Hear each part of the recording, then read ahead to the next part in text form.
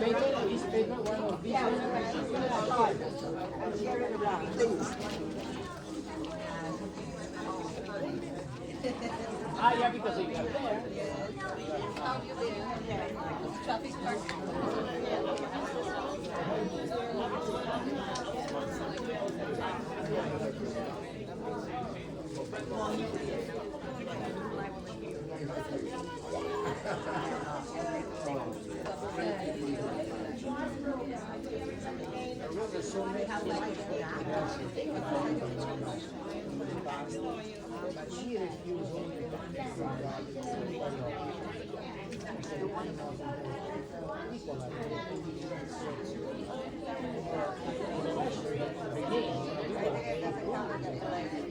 So we tried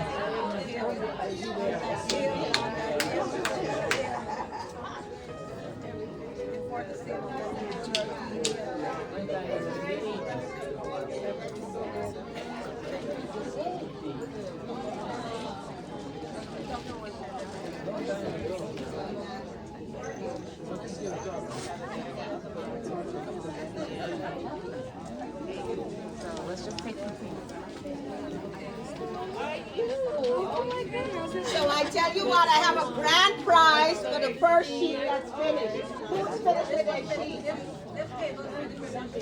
Who want to win the prize? Nobody finished with their sheet. Yes? Not right here? Oh, wow. Let's hear it. Table number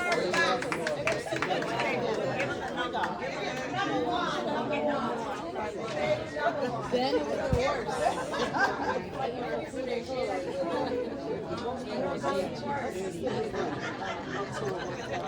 Thank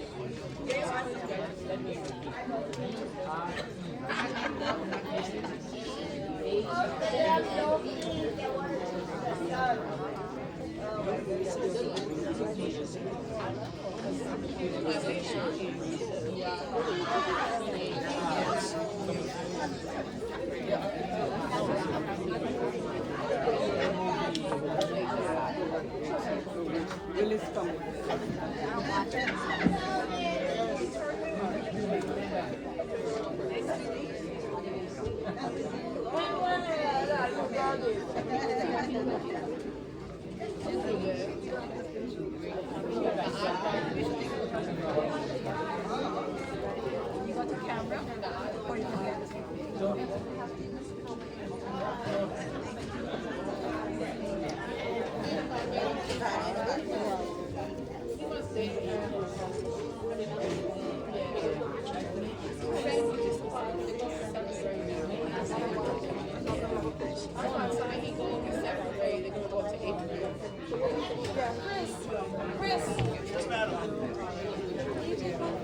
course. Oh, that's okay. Thank you. Sherry. Sherry. Yes.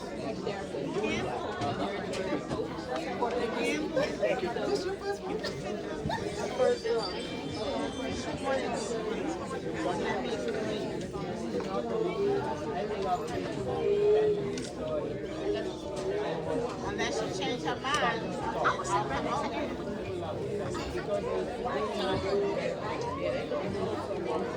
Dr. Sonia, come here.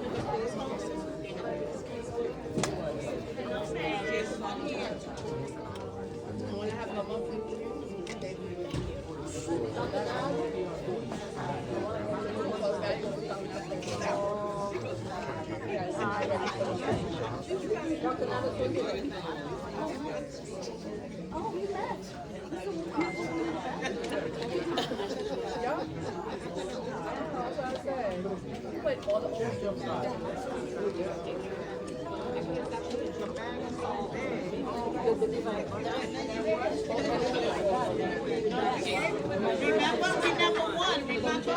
You forgot it, right? I love your attitude.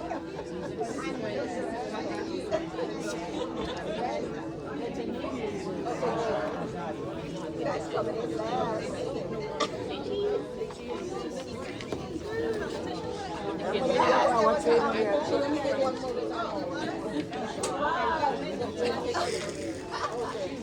This gentleman distracted. You see that? See what men do to women? Distractions.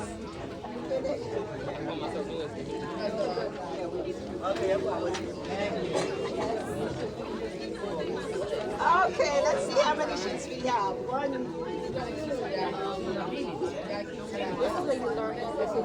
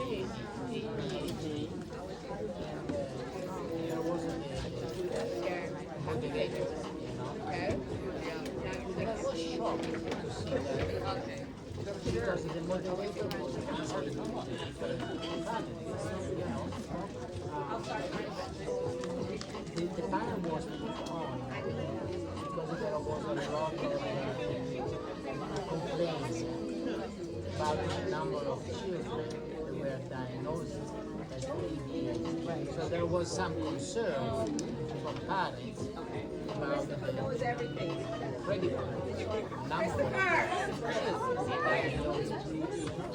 So Exchange, please. Exchange and exchange, exchange.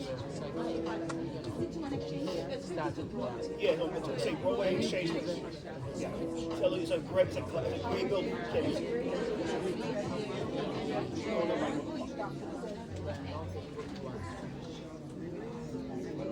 So that makes it much more boring. How is it possible that a guy is not able to describe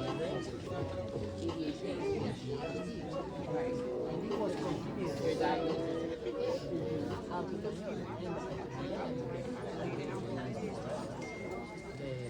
The moderator said, at this time, we don't have any clue about the cause, about the no evidence in our hands. And something here. You know I'm going to pull up my AARP card in a minute. This is Alan. Who didn't sign to give me a sheet? Right here. Right here. I was just going to get a union rep over here.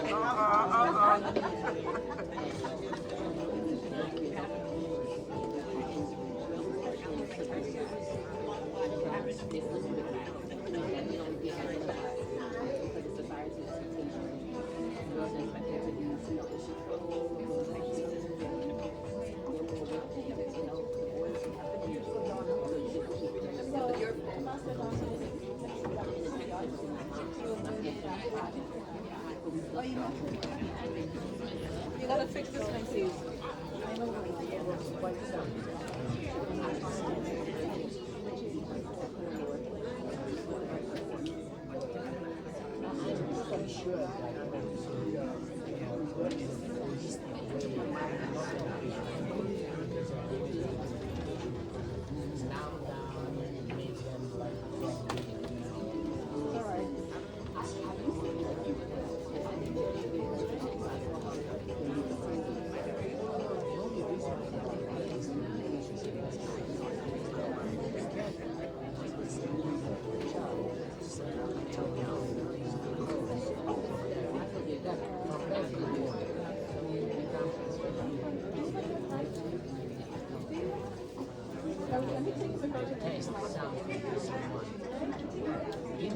Oh, guinea pig.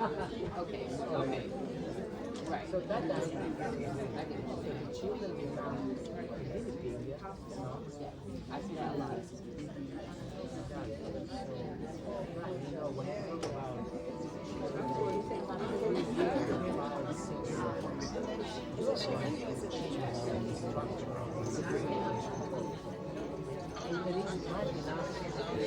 long-term information establish what would be the outcome, the long-term effect.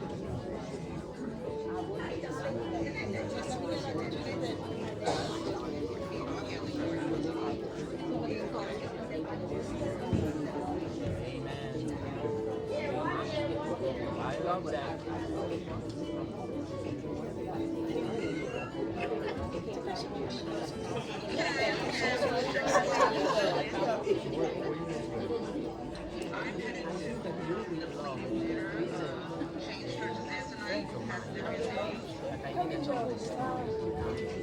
When this child was 6 years old, he was in school. She was called by this school and saying, your child, your son, is Dr. Monica, let's do it for a second. because of the reason was that confused the B with the B, 6 and 9. Very common young people. And she said, I will refuse to give any medication. So he agreed. She started from school. She started from school. Very simple. And then the boys grow, and then now this is still a small school. But for her became a mission to understand what is happening in the school, race, diagnosis, and stuff like that. And he wrote it down. I will really suggest you meditate and find out high school. Enough is enough. And he will chill to what is happening in school. Chill. And well, that is important. Because at a certain point, representative of myself actually from the university to the students propose cooperation. So she will receive $100 for each address $100 just to be there and grow up. 5,000 she helped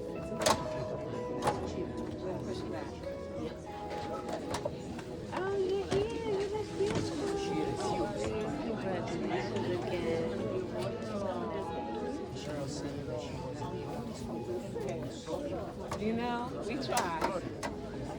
Can you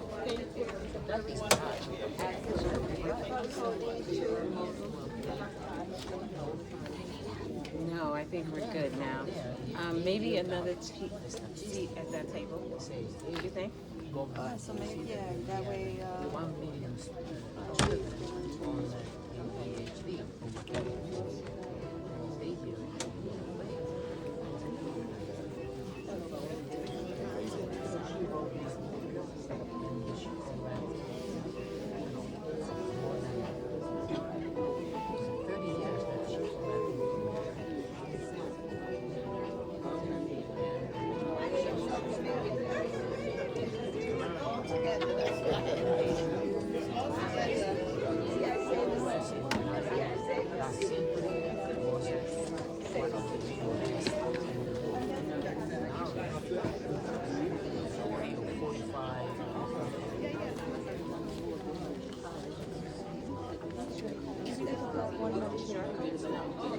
no, someone else is sitting.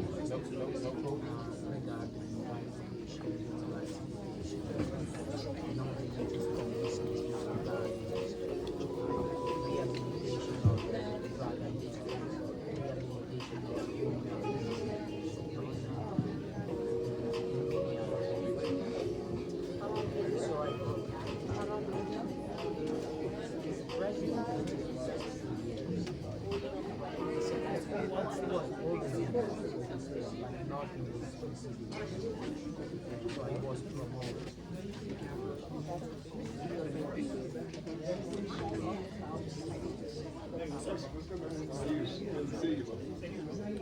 Are you comfortable? Good. Please stay. Basically, every country provide about 5 years ago, we did a survey nation asking the people what are the main concerns that you as a city you feel that are important to solve. And from that survey come out drug abuse, lack of moral values, violation of human rights. Then there is a lack of life skills. Then another sector that no, the problem are always the same. So hello again, it's Dr. Monica. So we I've seen develop so many empty seats. Oh my goodness. All these empty seats. now we have more than 1 billion people. We're getting ready to start. We're starting on time. We actually started at 6. While you guys were so wonderful to sign up all your little sheets and give them to me, you know. I have to say that you've been a really, really good, you're a good audience. It's not a music about, right? You're senior citizen, we didn't, right? But at the end of this, we have another prize. Anyone who can get it. Anyone who can get it. Get a prize. So we're getting ready to start. And I just wanted to say again, thank you guys for coming. It's so awesome. Come on in, come on in. We didn't start yet. Or we did start, but we didn't start. But it's traffic, it's a lot of stuff that's trying to make our way. But we got a full house, so we're gonna get started. Thank you guys again. I hope you guys enjoy this little forum. Okay, welcome. That was my cue. Get started, right? All right, all right. Thank you so much, Dr. Sanchez. That's Dr. Monica Sanchez. And we're so grateful. Let's put our hands together. But isn't she? I just feel like she should be the MC tonight. So I'm going to assist her, right? But anyway, good evening to everyone, teachers, educators, early learning providers, distinguished guests, honorees, panelists, friends, welcome. Welcome. So, tonight I'm just delighted to be here. And I first want us to put our hands together for Miss Tammy Miller, who I call Dr. Miller. She was gracious enough to open up these doors for us tonight so that we could empower the providers, the women. This is International Women's Month. Who knows that March is International Women's Month, right? Yeah. And so tonight it's about the ladies. Though we have some men here, we welcome you. Right, and I'm so grateful. And Dr. Miller, through your leadership and your dedication, we are here to empower so many wonderful people. And you should put your hands together for yourself. My name is Reverend Dr. Nadine Grigsby, and I have the honor of moderating this program this evening. I am blessed to be married to a wonderful husband, Reverend Quincy, who is on his way, for almost 17 years. And together we are raising 4 miracle children who inspire us every day. Just a little background about who I am, right?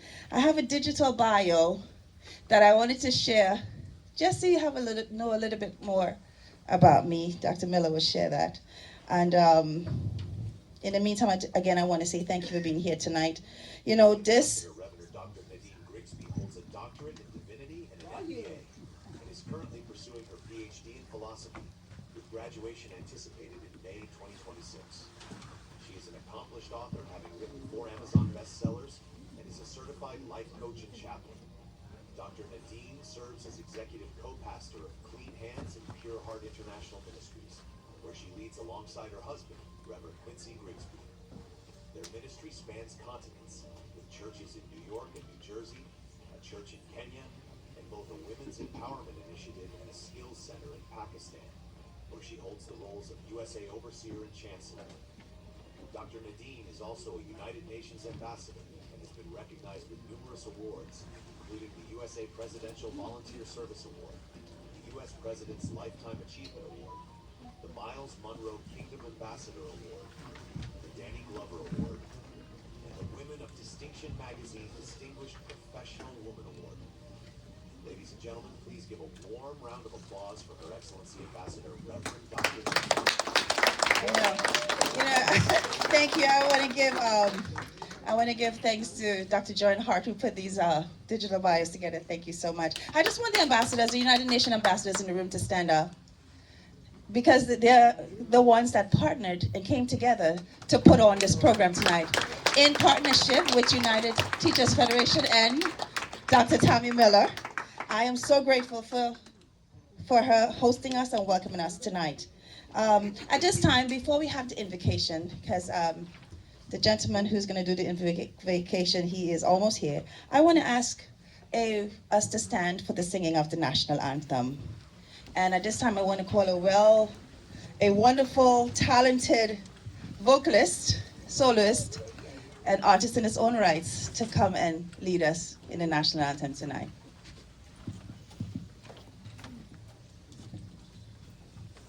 Good evening.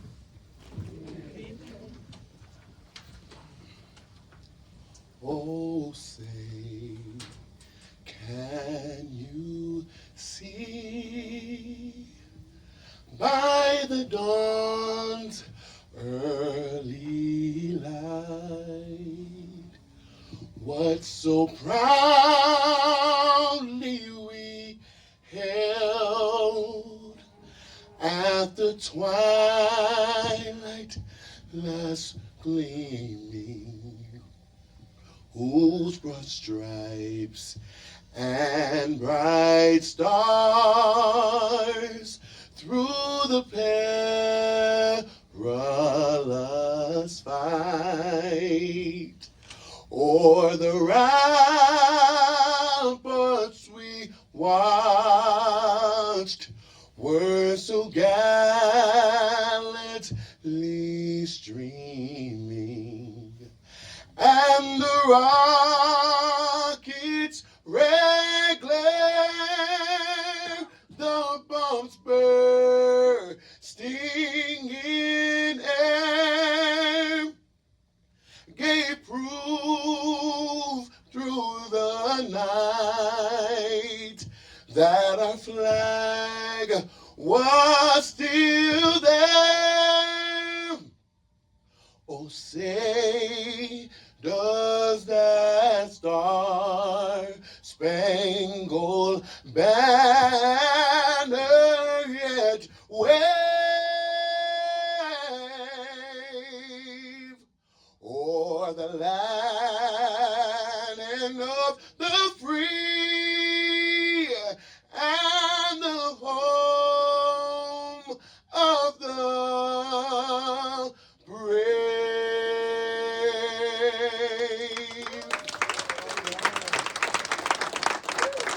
Well done. Bravo. Lift every voice and sing till earth and heaven ring with the harmonies of liberty. Let our rejoicing rise high as the listening skies. Let it resound loud as the rolling sea. Sing a song full of the faith that the dark past has taught us. Sing a song full of the hope that the present has brought us. Facing the rising sun of a new day begun. Let us march on till victory is won.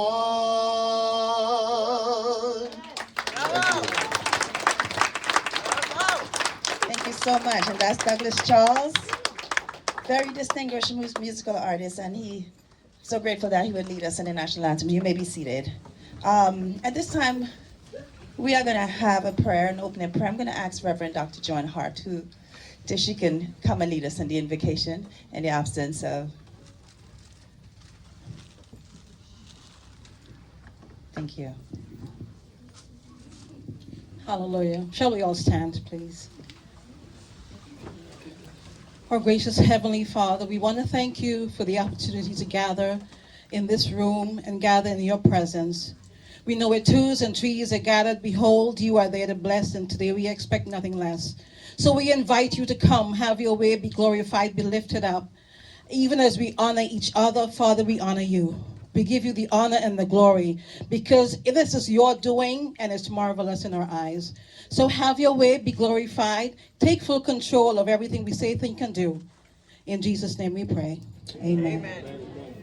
Thank you so much, Dr. Hart. You may be seated. And we're moving right along next. You know, we are in what is called CSW70. Every year, 2 weeks in the month of March is separated at the United Nations for what is called Commission on the Status of Women. And tonight, I want to call, you will hear from Dr. Monica Sanchez, the beautiful woman who was floating around the room and sharing out prizes for her 25 years of life, right? But before we hear from her, I'd like to show a short digital bio of who she is, and then we'll have her come and talk to you about this CSW theme and what it really means. Dr. Monica Sanchez.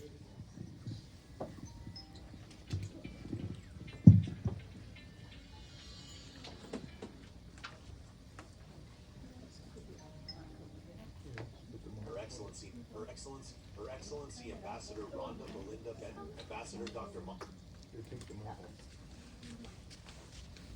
Ambassador Dr. Monica Sanchez is a leading global advocate for women's mental health, resilience, and empowerment.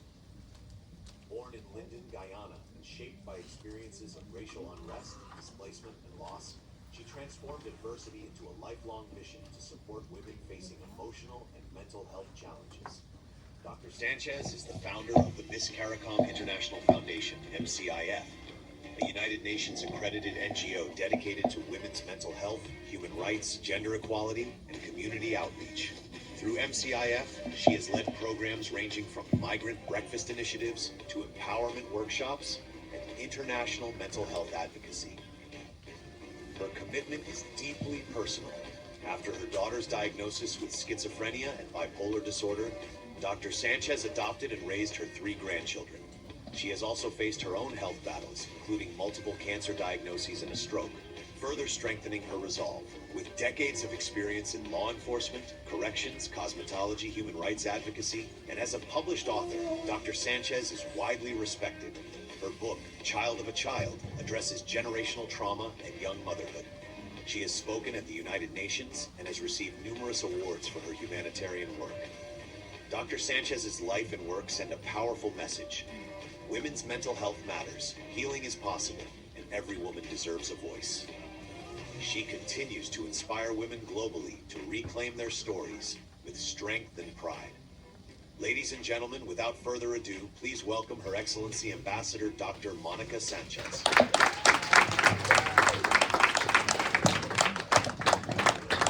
I don't know who they were talking about there, but you guys got me, right? It is an honor and a privilege to be here, sitting next to my queen, my young queen. I feel so, so empowered when I see young queens such as Dr. Nadine taking the front line. You know, they say bring them to the front of the class, and we are in the UFT. So welcome, welcome, welcome. Most of us know why we're here. We're here because we're celebrating women. And the United Nations, a global body, says that, hey, the month of March is for women. It's called Commission on the Status of Women. But you know what? Every day is CSW. Every day is a celebration of women. I was having a conversation with my winning table number 1 at the back there. And that's a raise your hand, number 1. And we were talking about being here at the UFT and about our esteemed guest. Where is she? I like to call her Dr. Tommy Miller too. She's floating around. And it's that every single woman in here is a teacher. Every single woman in here is a teacher. Teaching starts at home. We start at home. We teach our kids. We teach our husbands. And I wouldn't say we teach our mother-in-laws, but luckily for me, my husband passed away, so I don't have to worry about my mother-in-law.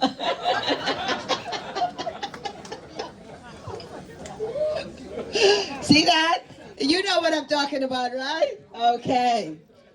All right, so all fun aside, I know that women are here from, global women are in the house. Women are here from every part of the world. You know, we're here in New York City. I just had 2 different events today, and I know many women here probably attended other events, put off other commitment to be here. So we want to say thank you, and we want to welcome you. This is not just a gathering of beautiful faces, because you know all the ladies in the house look so good. It's a conversation. It's a conversation about how we can move forward, how we can go back to our little niche, our little corner of the woods, and we can empower someone else.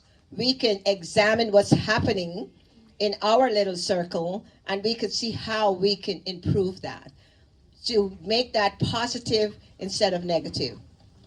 You know, we have so many wars going on right now, and who are the ultimate victims of war? Women. Women comes first, women and children. You know, they are the victims of war. And it's sad that war crimes, women are used as weapon. You know, women are displaced. They lose their husband, they lose their sons, but much worse than that, losing your home, they lose their dignity and respect because of all the crimes, personal crimes, sexual crimes, Women are always targeted in every aspect of society. We are in our home. We are targeted by our husbands or brothers, uncles, family members. We hear stories. The reason why we're here, we have all the women from the Africa coast in the house. Stand up. Anybody from Africa in the house? Anyone visiting from overseas, outside of America? Stand up. Stand up. Thank you. Thank you. Thank you. And you know, here in America, thank you so much. What country? Netherlands. Netherlands. And you? UK. And so we here at America think that, hey, these things don't happen here in America, but they do. We're in New York. And we're in the city of New York, so we are exception to the rule. How much time I got? Not a lot of time. You know, I'm a talker. I'm an advocate. So, you know, we go on and on and on and on and on. But making it short, what I want to say is that we are here to have a conversation that would have a positive impact on our moving forward. So I want to welcome you guys as we move forward. I hope you enjoy the conversation, and I hope you can join in on the conversation. And welcome again. Thank you so much, Dr. Sanchez. Thank you. Thank you. She's also a part of the panel, so you're going to hear more from her as the night progresses. But at this time, I'm very honored to introduce the councilman, Chris Banks. And just to let you know, he represents Brooklyn's 42nd district, council district, and he's a passionate advocate for youths and family and marginalized communities. So without further ado, ladies and gentlemen, Mr. Chris Banks. Thank you. Give yourselves a round of applause, everyone. Good evening. First of all, my name, for those folks who don't know me, is Councilmember Chris Banks. I'm going to take a seat, but I'm going to practice brevity tonight because it's the Women's Night tonight. And we obviously get the opportunity all the time as council members to be on the mic. But first of all, I represent the 42nd Council Districts, which serve, and I also serve as the Deputy Leader of the New York City Council. And it's also an honor tonight to be here for the 70th session of the Commission on the Status of Women. And I also want to give a special thank you to a true change maker, Dr. Judith Nairine, for inviting me here tonight. And I see so many change makers in the room. But you know, listen, if I didn't mention your name, it's a corporate recognition tonight.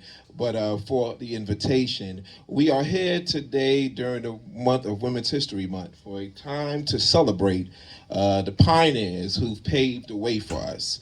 However, this year's theme, ensuring and strengthening the access to justice for women and girls, reminds us of our work and the work that is far needed to be done and unfinished. Access to justice isn't just about what happens in the courtroom. It's about whether a young girl in East New York, Brownsville, Canarsie, South Bronx, or a woman in a village halfway across the globe has the same protections and the same safety and the same opportunities that everyone else has. True progress is measured by how we protect and empower the women amongst us. In New York City, we are currently living through a historic moment, and I'm proud to serve as serve in the New York City Council with a majority woman and a majority led council, and which was previously actually led by a council member, Speaker Adrienne Adams, and now by Speaker Julie Menon. As Deputy Leader of the New York City Council, I've seen firsthand how the shift in leadership has brought the light different, and has brought about positive, where we can focus on positive priorities. And we aren't just passing bills for women, we are reshaping the entire legislative landscape to ensure that there's equity, and it's baked in every law that we create. From expanding maternal health care to tackling racial disparities and mortality, to increasing funding for domestic violence survivors and passing gender-motivated violence act, we are proving that when women lead, the entire city wins. The work being done here at a CSW70 mirrors the work we are doing here in the 42nd Council District and across the 5 boroughs. I call it the greater city of New York. But whether through our discretionary budget or making sure we put our money where our mouths are, we're funding organizations that are doing the work, that are boots on the ground, and we are fighting to dismantle a barrier that prevents women from achieving full justice, socially, economically, and legally. And to the change makers in the room, thank you. Thank you for your advocacy. Thank you for your resilience, your partnership. Let's continue to work together until justice is for all. And it's not just an aspiration, but is lived through the reality for every woman, girl, woman, from the streets of Brooklyn to every corner of the world. Thank you so much, and God bless you. And as well, I wanted to also present some citations to some change makers. And the first citation I wanted to present is to Dr. Nadine Grisby. And this is a citation on behalf of the New York City Council. And it says, whereas a great city is only as great as those persons who give exemplary service to their communities through unique personal achievement or through their professional or other endeavors, simply through a lifetime of philanthropy or community service. And whereas such a service is truly the lifeblood of our community and city, and so often goes unrecognized and unrewarded, now there be it. As a duly elected member of the New York City Council, I recognize that in the Reverend Dr. Nadine Grisby, the 42nd Council District is proud to honor you as a true change maker. We are so grateful for everything you've done to support and uplift women in our community, and we have an outstanding citizen in you, one whom is worthy of the esteem of both the city and the great city of New York. God bless you. Congratulations. And we also have one for Tammy. I'm not going to read it again, but Tammy Miller, who's been a dynamic leader. I've known her for a long time. We go back. She was close to my godmother. God bless her, Cynthia Reed, and we'll never forget you. And you know, we love you in East New York. So, on behalf of the New York City Council, your favorite I hope your favorite New York City Council member, congratulations.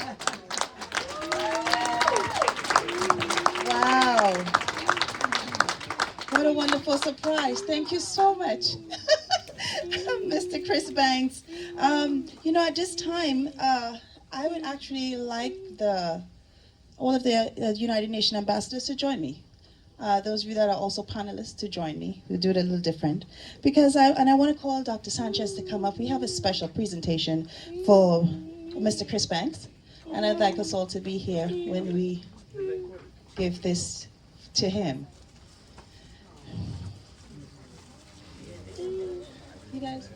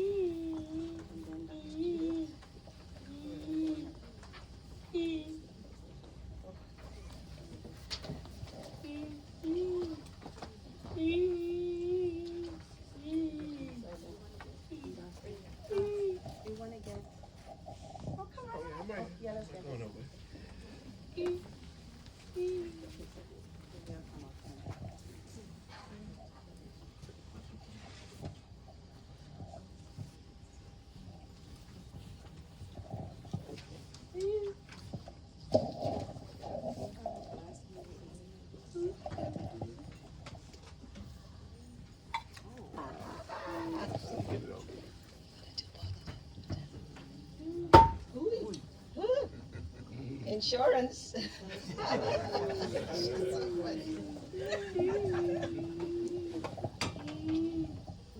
So you heard from the councilman, and I used to be a Brooklynite. I know, right? It's Women History Month, But we can't make changes or we can't get attention unless we have a man sitting at the table. So I want to thank you for sitting at the table. And on behalf of the United Nations NGO MCIF, I want to acknowledge you by giving you the Peace Award. And it says, let me read it. It says Planetary Empowerment Activities, Communities Engagement Award. Now you heard those words, you know what it means. And so I want to acknowledge the fact that you have taken time out to sit at the table to acknowledge us, your community. We also are giving you the United Nations Platinum Who's Who. Oh yeah, we're doing it up tonight. And my favorite, because you are such a humanitarian, and because you set such good example, and because you put your foot on the ground and do the work, Mr. Danny Glover, and you guys know who that is, I've also sent an award for you, and it's called the Danny Glover Power of Dream Award. So thank you so very much for sitting at the table with us. And don't move, because we want to have Dr. Tammy come on up here. And I noticed when you got your little citation, you never stood and took a picture. We won't allow it. Bring it back and come right back here. We're not allowing it tonight. Everybody is going to take home their flowers tonight.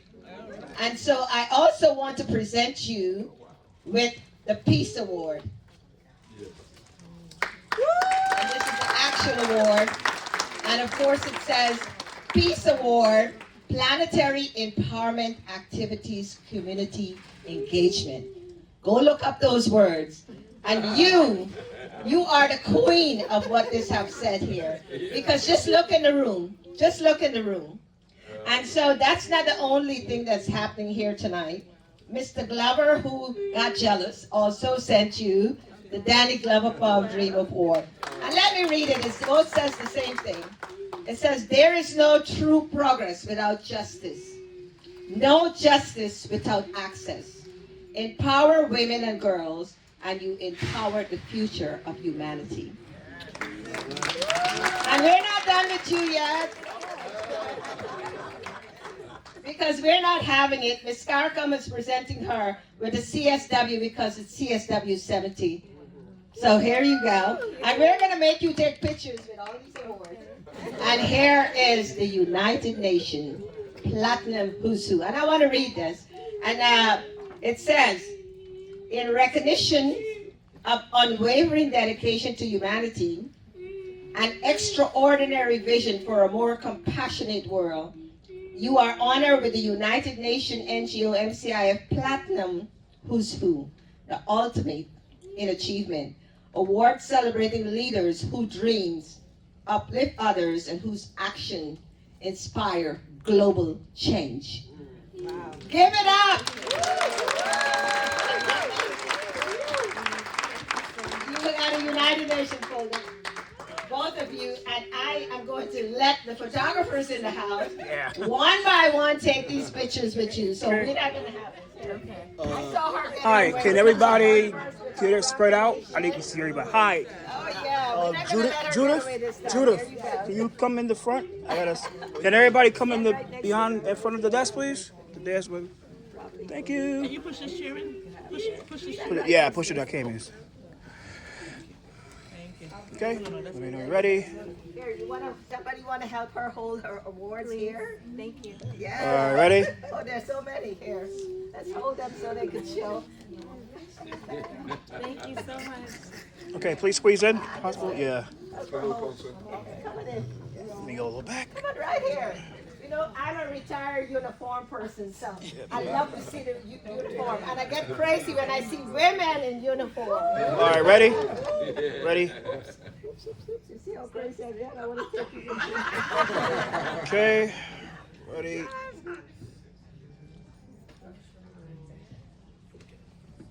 Got it.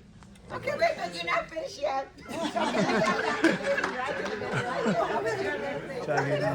Okay, perfect. Oh, That's right.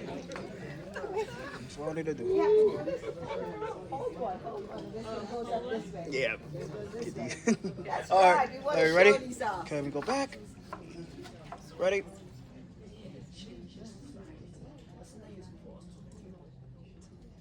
Got it. Got it. Congratulations. Thank you. You know, can we hear it? When you do the work.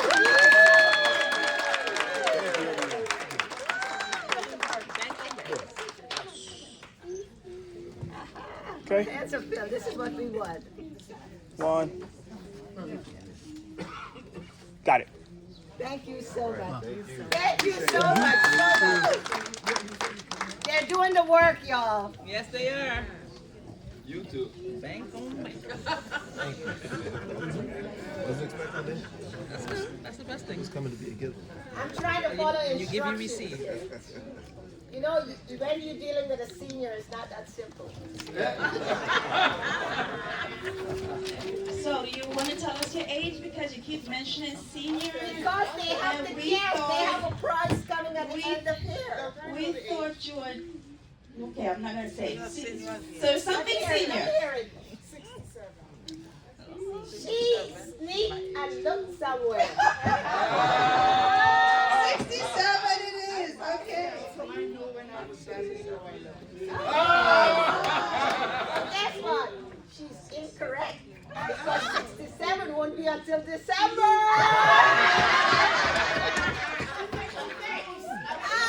You're close, but not a point.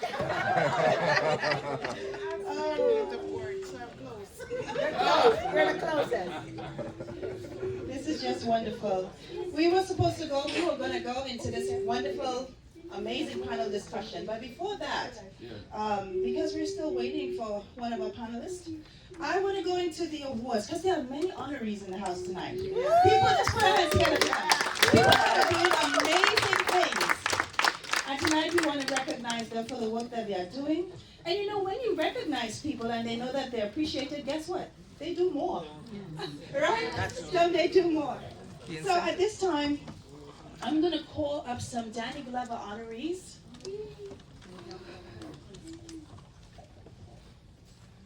And there's some beautiful trophies over here for them. And it's well deserved. And I want us to clap them up as they come up. All right. Because they have done their due diligence and they've been nominated and vetted and approved, right? And today, just like Mr. Chris Banks and Dr. Miller received the Danny Glover Award, they too are going to receive this award tonight. All right. The Danny Glover is named for the humanitarian actor Danny Glover, and this award celebrates women who inspire through vision, courage, and leadership.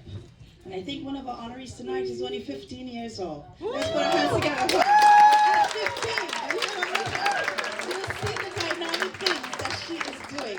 I attended a really elegant gala. I mean, it was high-class gala, and I saw her marching through the doors. I was like, wow. Okay, it's good to see young women are doing what it takes to make a difference and an impact at her age, right? Okay, so I'm going to call your name.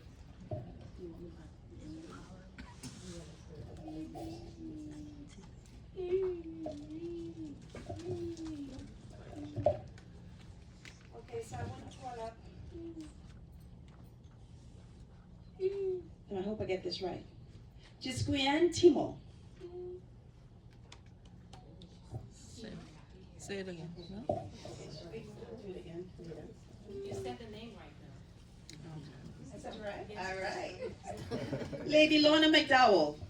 McDonald.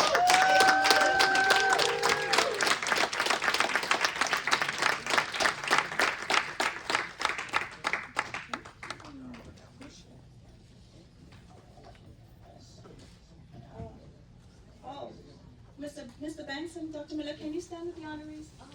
So you guys can just stand right next to her. Just for the sake of time, I'll call you up.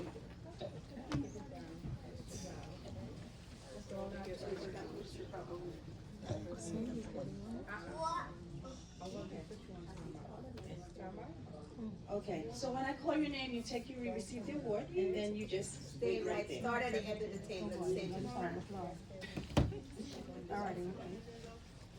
You know you've been extraordinary. So here we go. We're gonna do this. We're gonna have the two of you come, Your Excellency, and stay right here. Because everybody want a very nice picture to take home.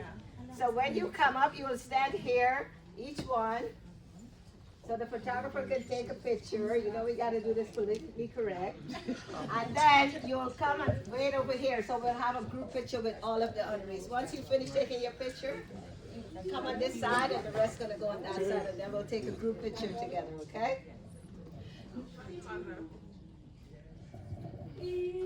Got it. Next, I want to call Miss Sandy Wong.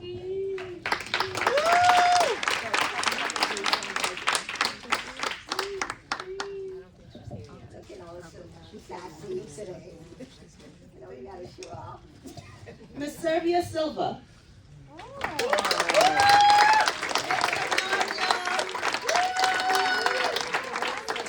Sylvia Silva. Right here. That's right. Thank you. Thank you.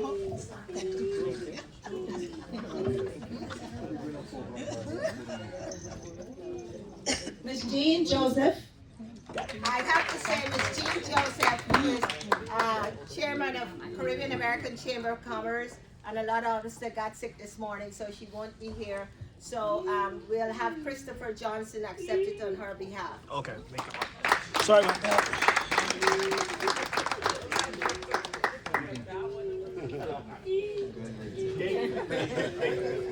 Thanks. Thank you. Next, I want to call Miss Patricia Rowe.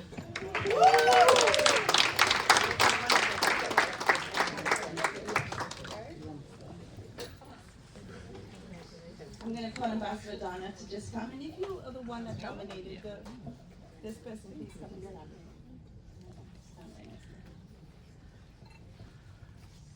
We also have a very special award for you, and it's the Peace Award. And it's for your hubby, right?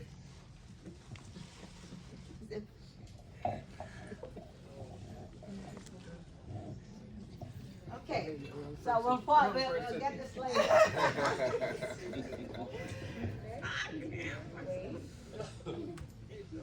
Oh. Next, I want to call Miss Faiza Khalid. Second.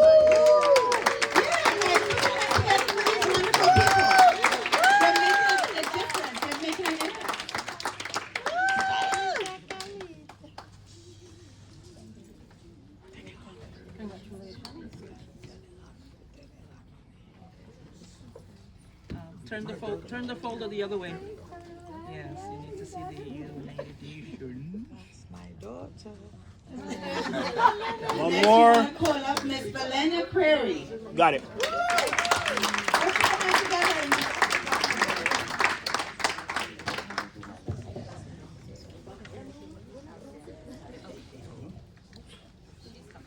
Congratulations. Thank you. Congratulations. Thank you. Congratulations. Thank you. Okay. Everybody look up, look up, look up. Look up, please.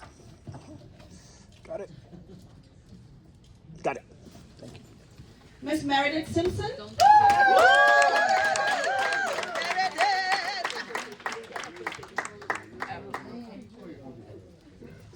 Okay.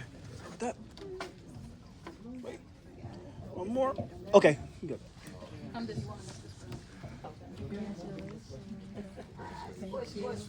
Push it. You're gonna put some on the other side, the next thing. Oh, okay.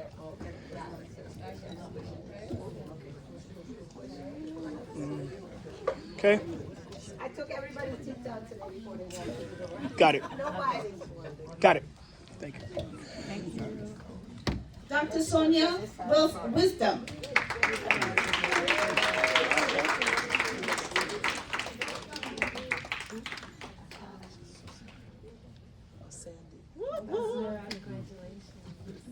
Congratulations. Joanne.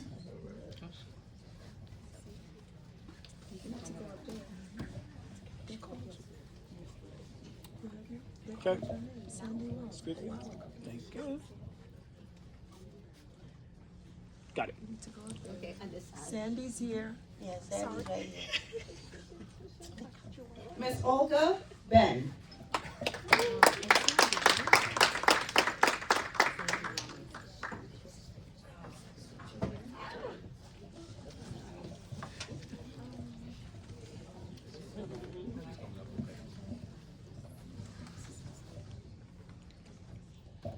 Okay.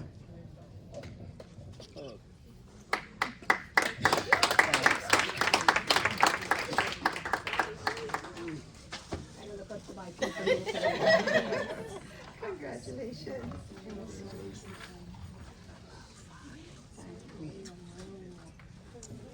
So do one this way and then we'll do inside. We'll do the dance right. Can't say I'll see you tomorrow. I don't want to. We're gonna fire your assistant. All right, ready? Got it. Wait, one more. She have, let her take her down. Yes. I'm gonna get strangled by that guy. When you're a messenger, it's a terrible thing. Yes. Got it. Okay, come on. Miss Sandy Wong.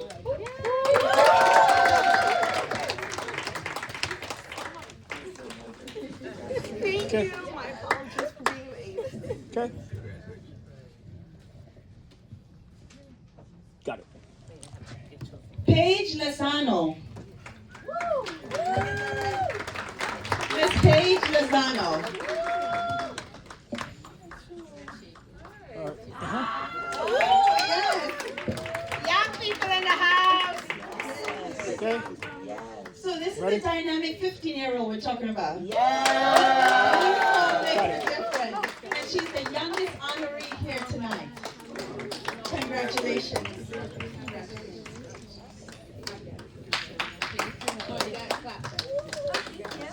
You ready? Ready? Okay. You could be president. Got it. Don't move, don't move. Stay right there. Sorry. It's okay. Got it. Can we get our parents in? Our parents are Yeah, once we finish, we're gonna bring the parents in, and we're gonna do some group picture, but mom gets to come in now. I'm gonna move to the side. Okay. Oh, am I supposed to get in the picture? We're gonna get Eric, go ahead, Dad, go ahead, Dad. Go ahead, Dad. We're just calling all the honorees, and then we're gonna get everybody who is, come with an honoree support group, get you in your separate groups up there, get Got some it. pictures, right? We're doing this right. We want all our honorees to feel the power of support. Miss Christelle Padmore.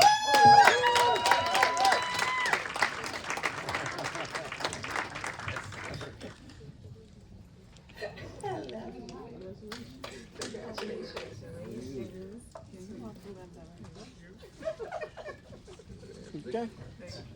Okay. Got it. Miss Debbie Lewis.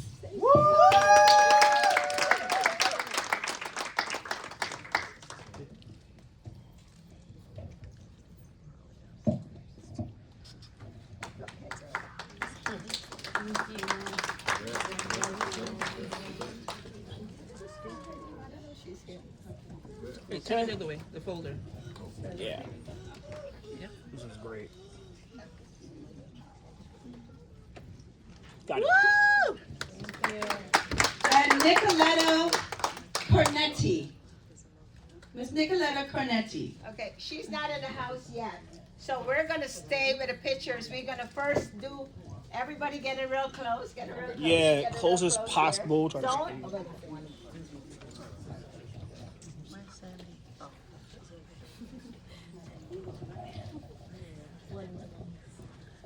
Don't, so while Dr. Tammy's out of the room, we're gonna do some organization here. All right, this So is we're on. So we're gonna get in close while we have council member Banks here. and Miss Tammy, who don't like to take pictures here. And so what we'll do, we want you to get your little, where's your little? Where's your? Oh, come on, get it out.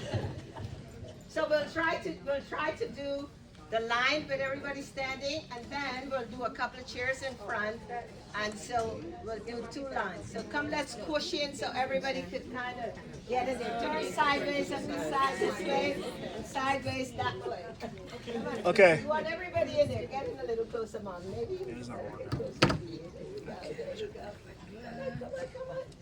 Okay, let me know you're ready. I don't want you. I'm in a semicircle here. Come.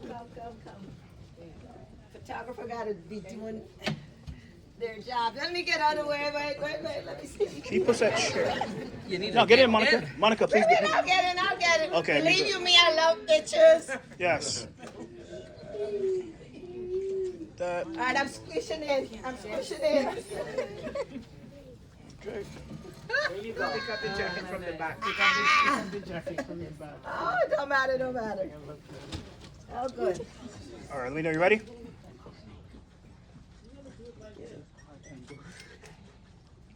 Got it. Today? Got it. Okay, now, everybody have a Danny Glover. So you're going to take out your Danny Glover out of it and hold it safe position. Where's yours? We gotta do better. I don't know. I'm going to complain about you guys.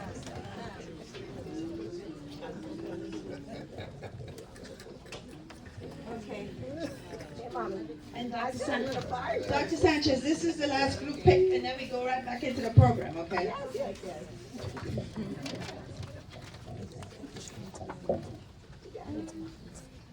Patty, I'm going to complain about you. No, we got it. Where's the team? Are you sitting? They're not joining in? Dr. Nate, we're here. Yeah. I can't see the 2 people in the back. Are you part? Reverend. I can't see you. Thank you. All right. The most important part of getting recognition is not that you want it, it's because you need to show it off. Somebody's missing. So the pictures are the most important part of this. All right, ready?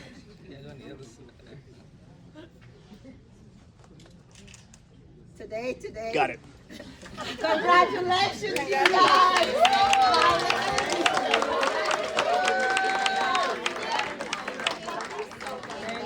Feel free to take some extra picture with the councilman and family before they get away on the side while they Don't sneak continue the out. Don't program. sneak out. You see? Let me know.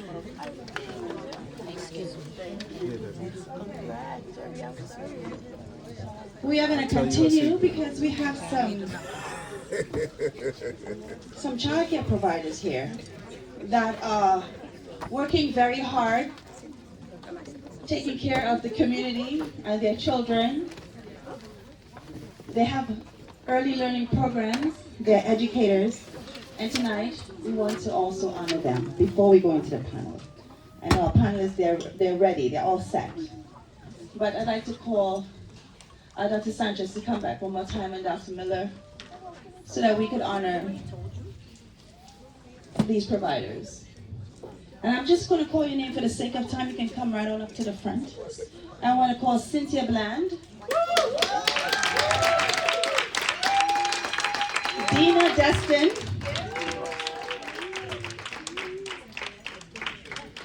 you can just stand right up. I need a union member, any union member to represent me in the House. Esmerari Akinsamini. Esme Marie Atkinson. Beautiful name, I'm so sorry. Melissa Reed. And Melanie Howard. These are some dynamic early learning teachers and providers who are taking care of our community children. Guys, let's put our hands together for them. It's not easy waking up early in the morning, and you know how parents are. They have to get to work, so drop the kids out, they go running. And then, and then you have them for the rest of the day to nurture them and teach them and love them. And while parents are at work, they want to know that their children feel at home, right? And these are some women that are making a difference and an impact in their community. Get him.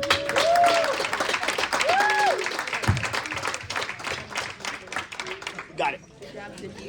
Excellent. Thank you guys so much.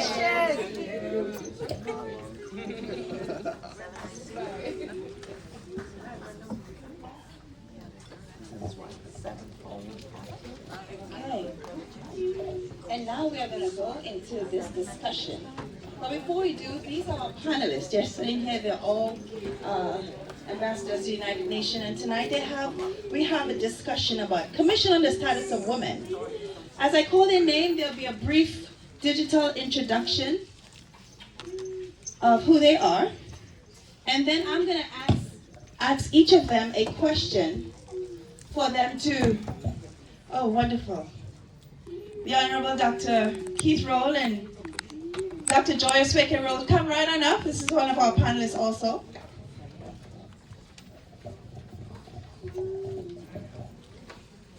In the meantime, we're going to start with Dr. Monica Sanchez. You're picking on me again. You've already seen her digital bio. So they can see. Yeah. Oh my God. Yeah. Thank you. I'm going to step aside. You saw her digital bio. But we're going to go right into the conversation. Dr. Joy, welcome.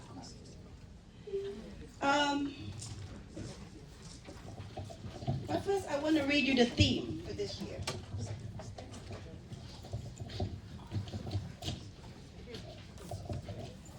Providers, educators, I want you to get open-minded. The theme for this year, thank you, for CSW70 is ensuring and strengthening access to justice for women and girls, progress and justice for all, right? Think about it. And we're going to discuss this theme and how we're making a difference and how it can be applied to those that are in the room. So Dr. Sanchez, starting with you. Policies. You're going to speak on the topic of policy change and speaking up, which is very important, especially for providers and our children. And this is interactive. After the panelists have already spoken, we'll have a quick Q&A so you too can be a part of this conversation. Whether in schools or the wider community that shapes our children and family experiences, how can early learning teachers and providers use their voices to advocate for policy changes that promote justice and equity? Are there any teachers in the room?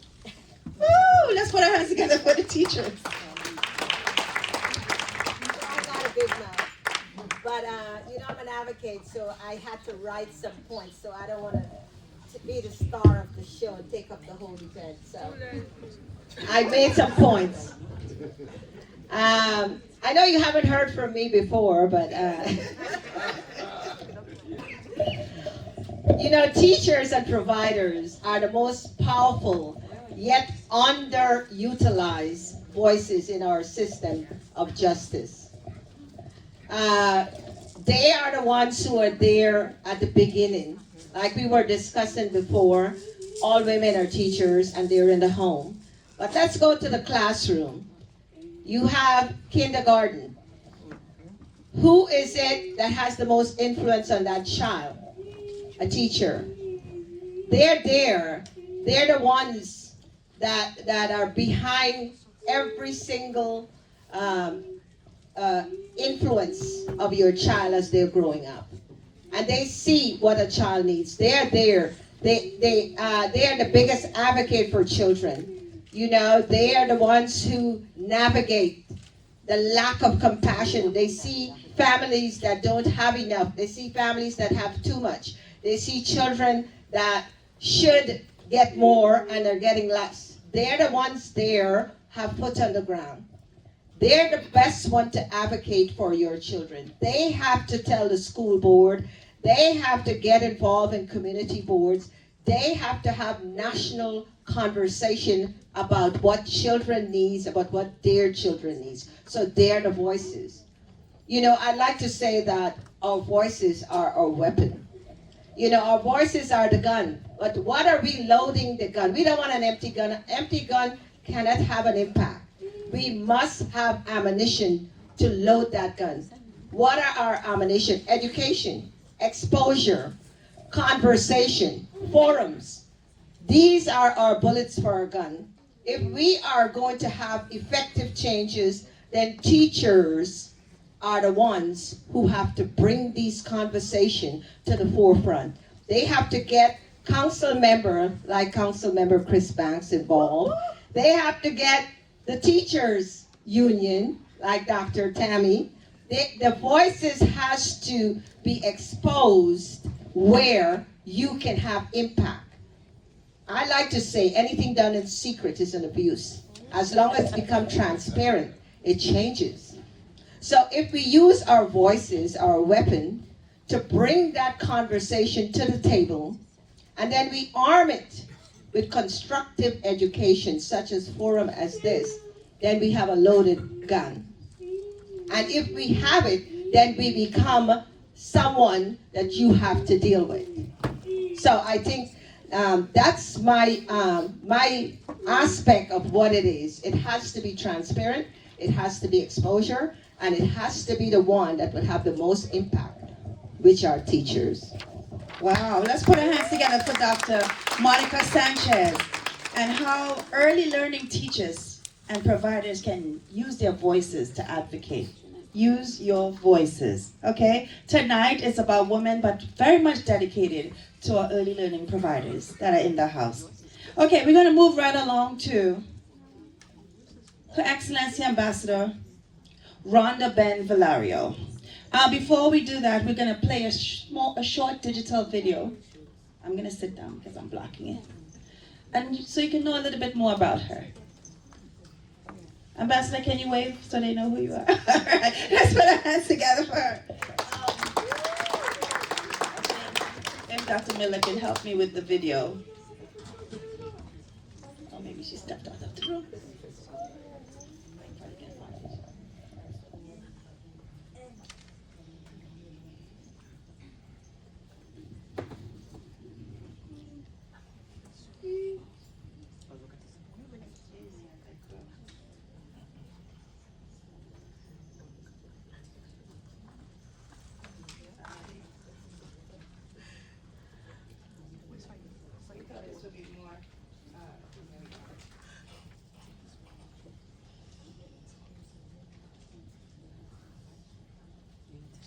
Ambassador Rhonda Melinda Ben Valerio was born in New Amsterdam, Guyana, and immigrated to the United States in 1991. She currently works at New York Presbyterian Hospital and serves as the founder and president of Caribbean Girls Mission of Hope, a nonprofit based in New York. A UN Peace Ambassador and licensed chaplain, Rhonda has received the 2022 Presidential Volunteer Award and the Ruth Rising Naomi Award for her outstanding service. Driven by compassion from a young age, Rhonda has led and participated in humanitarian missions across Guyana, the Dominican Republic, Jamaica, Thailand, and South Africa, providing medical assistance, distributing supplies, and feeding the needy. Locally, she is an active community advocate, organizing school supplies, clothing, food, and toy drives for children in need. As a delegate for the 1199 Union, she's also campaigned for several Democratic presidential candidates. Her passion for helping the less fortunate inspired her to launch Caribbean Girls Mission of Hope in 2020, supporting those facing social and economic struggles both abroad and at home. Guided by her faith, Rhonda is dedicated to serving others, empowering children, and growing her organization to improve lives wherever there is need. Ladies and gentlemen, please welcome Her Excellency Ambassador Rhonda Ben Valerio to the platform. And tonight, Ambassador Rhonda is addressing a very important topic. Guys, save your questions for later, right? And choose who you want to. Let me know, kind of remember their names so that you can, target the right person for your questions, right? I said target, is that a bad word? Okay, eyeball them. So, Ambassador Rhonda, You're discussing barriers in the legal system and early life, right? So let me ask you this question. There are many barriers to justice, and it starts very young. But what obstacles prevents girls and families from accessing justice early, and how can early learning professionals, such as those in the room, help break these down? Good evening, distinguished delegates, fellow panelists, advocates for justice. I just want to begin. I just want to begin with a question that no child should ever ask. Can I stay here? Because I'm not safe at home. During my recent mission trip to Panama, we visited an orphanage led by Pastor Heidi, who cares for over 300 girls. What she created is more than a facility. It's a refuge. A place where girls are fed, supported, and given a sense of safety. But what stood out to me is what happened when they begin to feel safe. They speak. And what they share is very heartbreaking. Some of the girls are being abused in their own homes. And then they ask the same question, can I stay here? This moment did not just break my heart, it felt familiar. Because I've seen I've seen this in my own family before. I watched my mother endure abuse in her marriage. And like many women and girls around the world, there was silence. There was fear. And there was lack of protection. So when I hear these young girls speak, I don't just feel their pain, I see a pattern. A pattern where most vulnerable are left unprotected. A pattern where speaking up does not always lead to justice. A pattern where safety depends more on a chance than on the system. So when we ask, what are the barriers to prevent girls and family from accessing justice early? The answer is clear. The barrier begins long before the legal system get involved. Through my work with Caribbean Girls Mission of Hope, advocating for women and girls and family, I consistently see three major barriers. The first one is lack of awareness. Many girls, even their family, do not know their rights. According to UNICEF, millions of children experience violence, exploitation every year, yet many cases go unreported because families do not know where to turn. When a child does not know she has the right to safety, justice never even begins. The second barrier is economic barrier. For many families, justice is simply not accessible. Legal services, transportation, documentation, and time away from work create obstacles to the vulnerable family that vulnerable family cannot overcome. My favorite is cultural silence. In many communities, girls and women are taught to endure rather than speak out. you would hear things like, stay quiet, protect the family, but silence protects the problem, not the child, not the woman, not the family. Amen.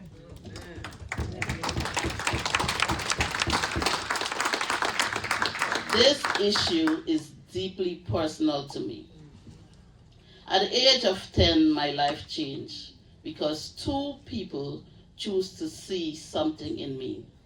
My aunt Olga, who just received an award, and her husband adopted me and brought me to the United States in 1991.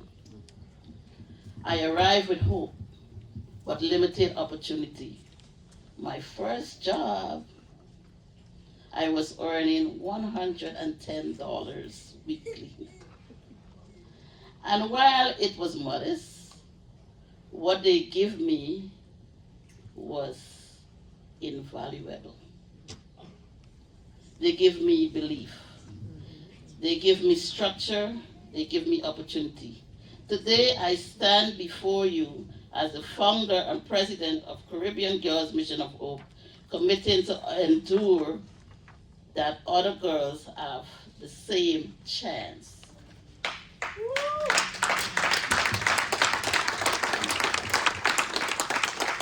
One of those girls is Deidre from the Berbice region in Guyana. She grew up marginalized with limited expectation placed on girls. Through our OPE program, she received mentorship and training. Today, Deidre is one of the few female electricians in our region. Her stories show us what happened when we intervene early to empower girls. I have 3 minutes, but I have a lot more to say because I've traveled and these are real stories. So, according to the UN Women, 1 in 3 women globally experience violence, often beginning in adolescence. These are not statistics, these are lives. Role in early learning professionals are critical in breaking barriers.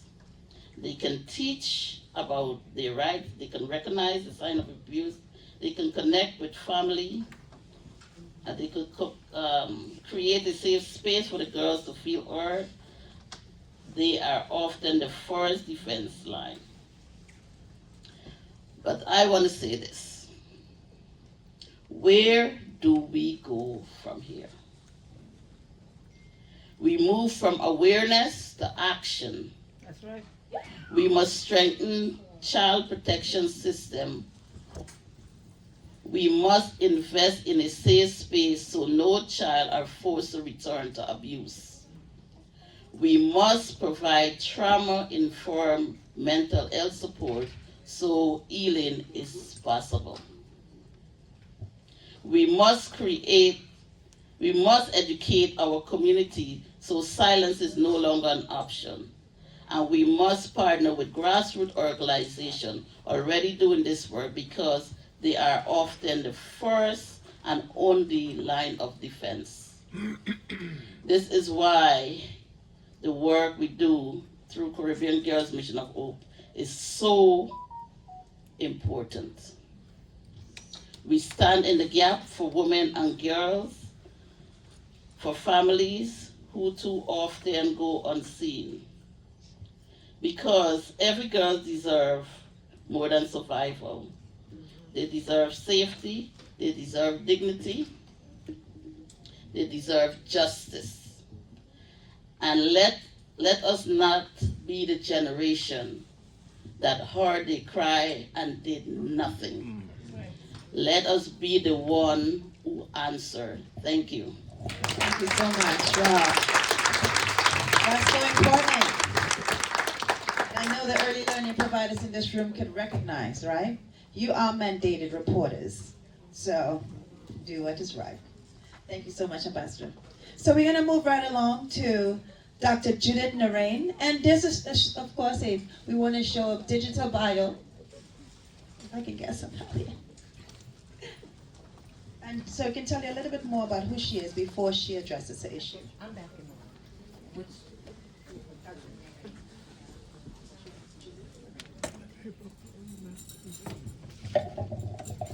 Ambassador, Her Excellency Ambassador Dr. Judith Narain is a dedicated governance liaison and community advocate, renowned for her work supporting survivors of domestic violence and strengthening communities in Brooklyn and beyond.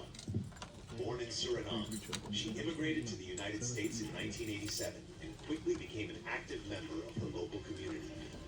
Dr. Judith's career began in victim services, where she worked with domestic violence survivors.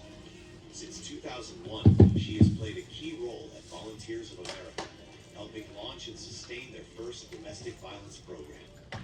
At New Hope, Judith has held numerous leadership roles, always prioritizing client advocacy and organizing vital community events and celebrations for shelter residents.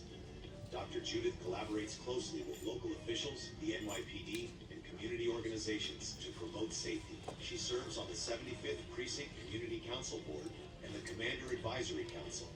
She works with the United Nations as an advocate for women's rights and safety, including supporting the He for She movement.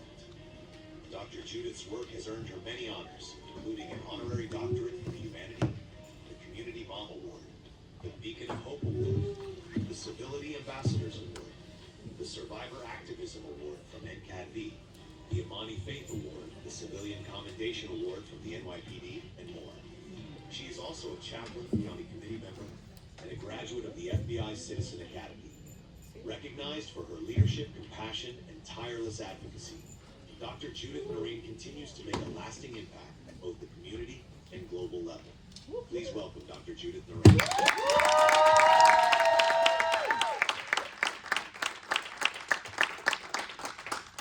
Dr. Judith Narain.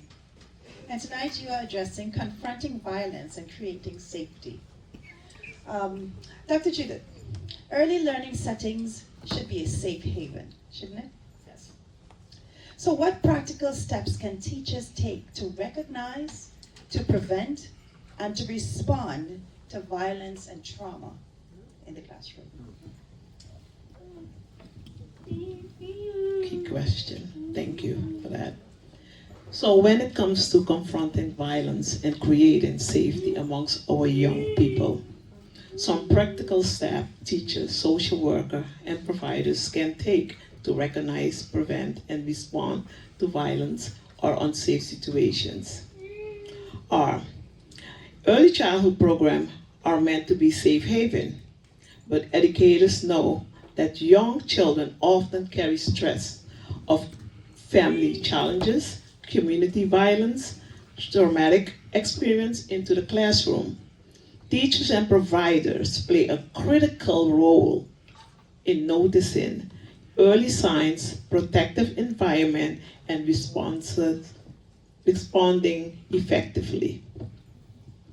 We also know that violence, trauma, and unsafe environments can affect children long before they can explain what happened. Before any unsafe situation occurs, there are usually signs either in the person's behavior or in the environment. Our goal is to recognize these early environment clues matters too. Things like poor supervised area, growing conflict between individuals or spaces, where tension tends to build. When we notice these indicators early, we are in a better position to prevent escalation. Then we see in the classroom the fatigue, often sleeping, usually is because abuse keep them up whole night.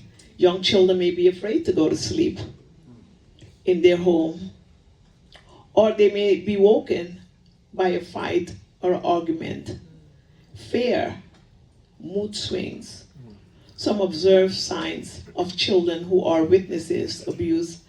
Could be mood swing. 1 minute they are calm, the next minute they are aggressive, withdraw, and anxious. We may also notice a person who seems fearful and controlled, intimidate, difficulty concentrating. Does the child play with themselves or refrain from making friends? Due to the abuse at home, the children or child may be afraid or lack of social skill to make friends. Anger. Children from violent homes are often reacting the trauma they witness in the home or at home. Scare of going home. Some signs observed in children may include avoiding going home or creating a fantasy family to which they can escape emotionally. Attendance, also poor attendance, poor hygiene, or they always hungry. Unexplained bruises. As teachers, counselor, administration, providers, it is important to observe and recognize the sign of violence that may be affecting our young children.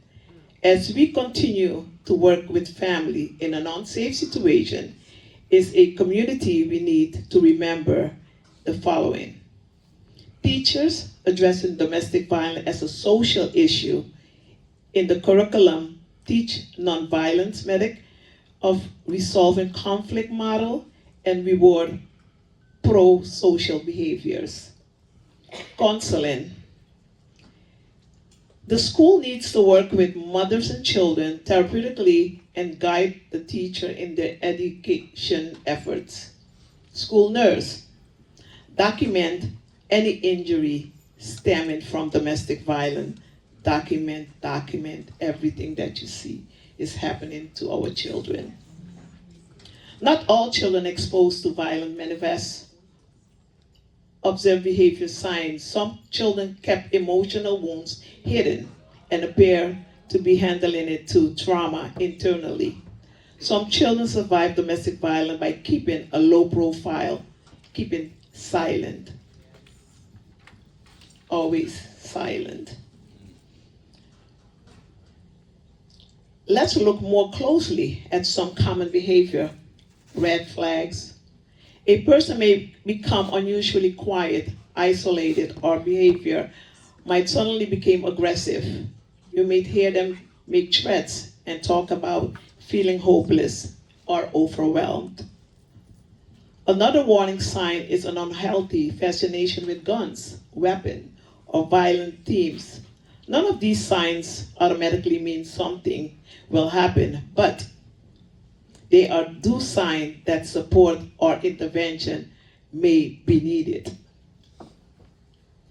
Violence doesn't occur in a vacuum. Environment and factor matters too. Space that are dimly lit, unsupervised, or chaotic tends to create more opportunity for unsafe situation. In addition, escalation, argument, visible tension, or some appearing frightened or pressured are signs of intervention or help is needed. Prevention is always the most effective approach, creating a culture where people feel safe speaking up to essential. We want environment built on respect, empathy, and accountability. These clues setting clearly exceptions, modeling positive behavior, and making sure everyone understands policy and reporting option. We all are mandated reporters. We also use practical prevention tools such as improved enlightening, monitoring high-risk area, and training staff practicants for de-escalations. One of the best ways to prevent unsafe situations through skills development both for staff and the community. Skills like conflict resolution, emotional regulation, and problem solving reduce the likelihood of violence by helping individuals manage strong feelings. Another essential tool is bystander intervention, which teach 3 simple approach: direct, distract, and delegate.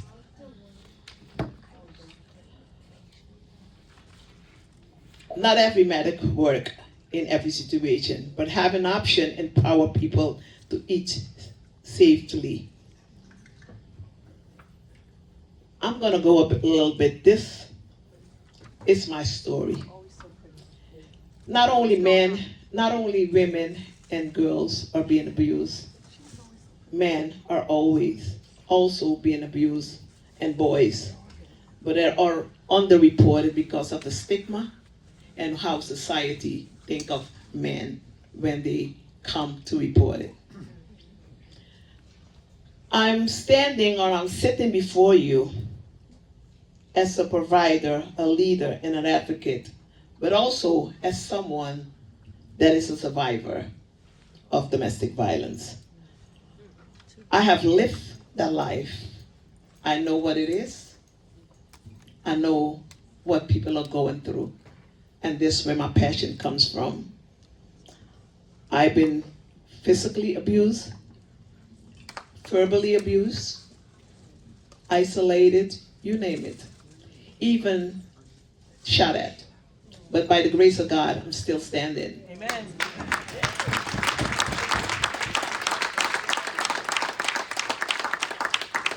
Domestic violence is not a taboo, because I come from the Caribbean, and they often think that this is not something we should talk about or be ashamed about.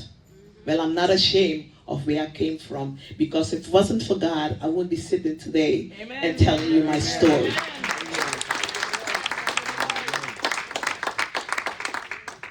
We have to start having these conversations. These conversations are needed in our community, culturally.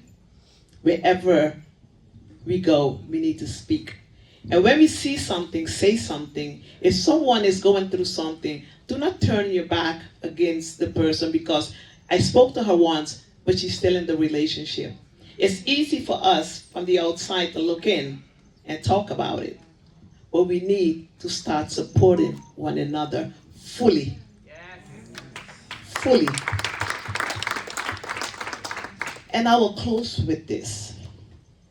I invite all of us to recommit to build community rooted in compassion and accountability. Violence thrives in silence, but safety grows through connection, through open conversation, listening, and collective action. To every survivor here, you are strong, you are worthy, you are not defined by what happened to you. You deserve love, respect, and peace. Your healing is not a straight line, and it doesn't have to look like anyone else. But every step you take, no matter how small, is powerful. Together, we can confront violence with truth, confront silence with voice, and confront fear with unwavering support. And together, we can create the safe space that every survivor deserves, space that fosters healing, courage, and promise of a future free of harm. Thank you.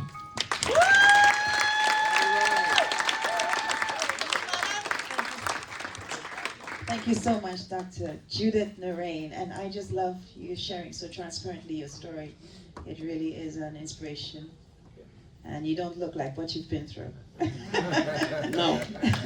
I know, guys, I just want you to know we have 2 more panelists tonight and a little questionnaire. We are going to be finished by 8:30, Dr. Miller, because she has prepared a lavish meal. It's something like that for us. Not exactly. I just want to say, do you guys remember the biblical story of the 5 loaves and the fish? We may be in miracle stages tonight, okay?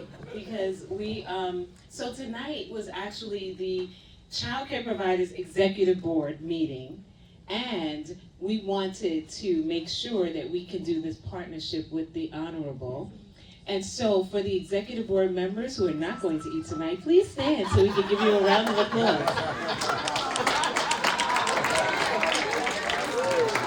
They are an amazing, amazing group of phenomenal women. I love you all. I promise I owe you dinner somewhere, okay? So we do have some food, and if you will just be mindful that others are coming behind you, maybe we could repeat the 5 loaves and the fish. She's so good. Yes, 5 loaves and the fish. I'll remind them of that too. I like that story. So moving right along, we are going to speak to Her Excellency Dr. Joy Osweke Roll, and we.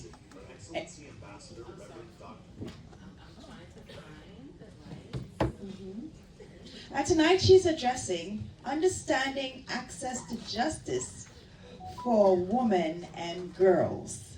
I'm going to share her bio, and then she's going to talk to us. Evangelist Dr. Joy Osweke Roll is an ordained evangelist, the founder and executive director of the Ministry of Care, a nonprofit serving widows, orphans, and those in need both in the USA and internationally. She holds an honorary doctorate in humanitarianism from Global International Alliance and is a registered nurse with a BS in nursing.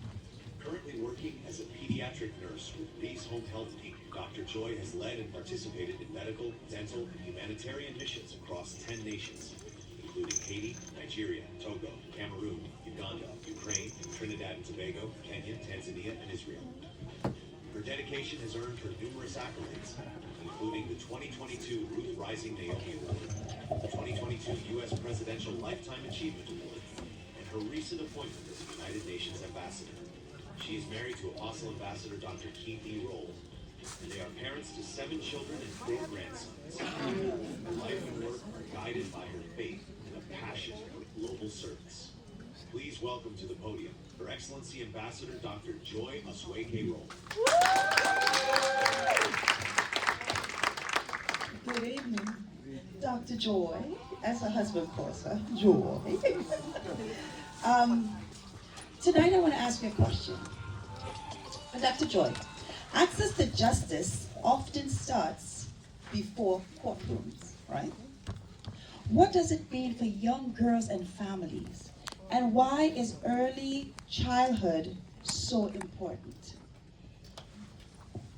Good evening, ladies and gentlemen, distinguished guests, living teachers.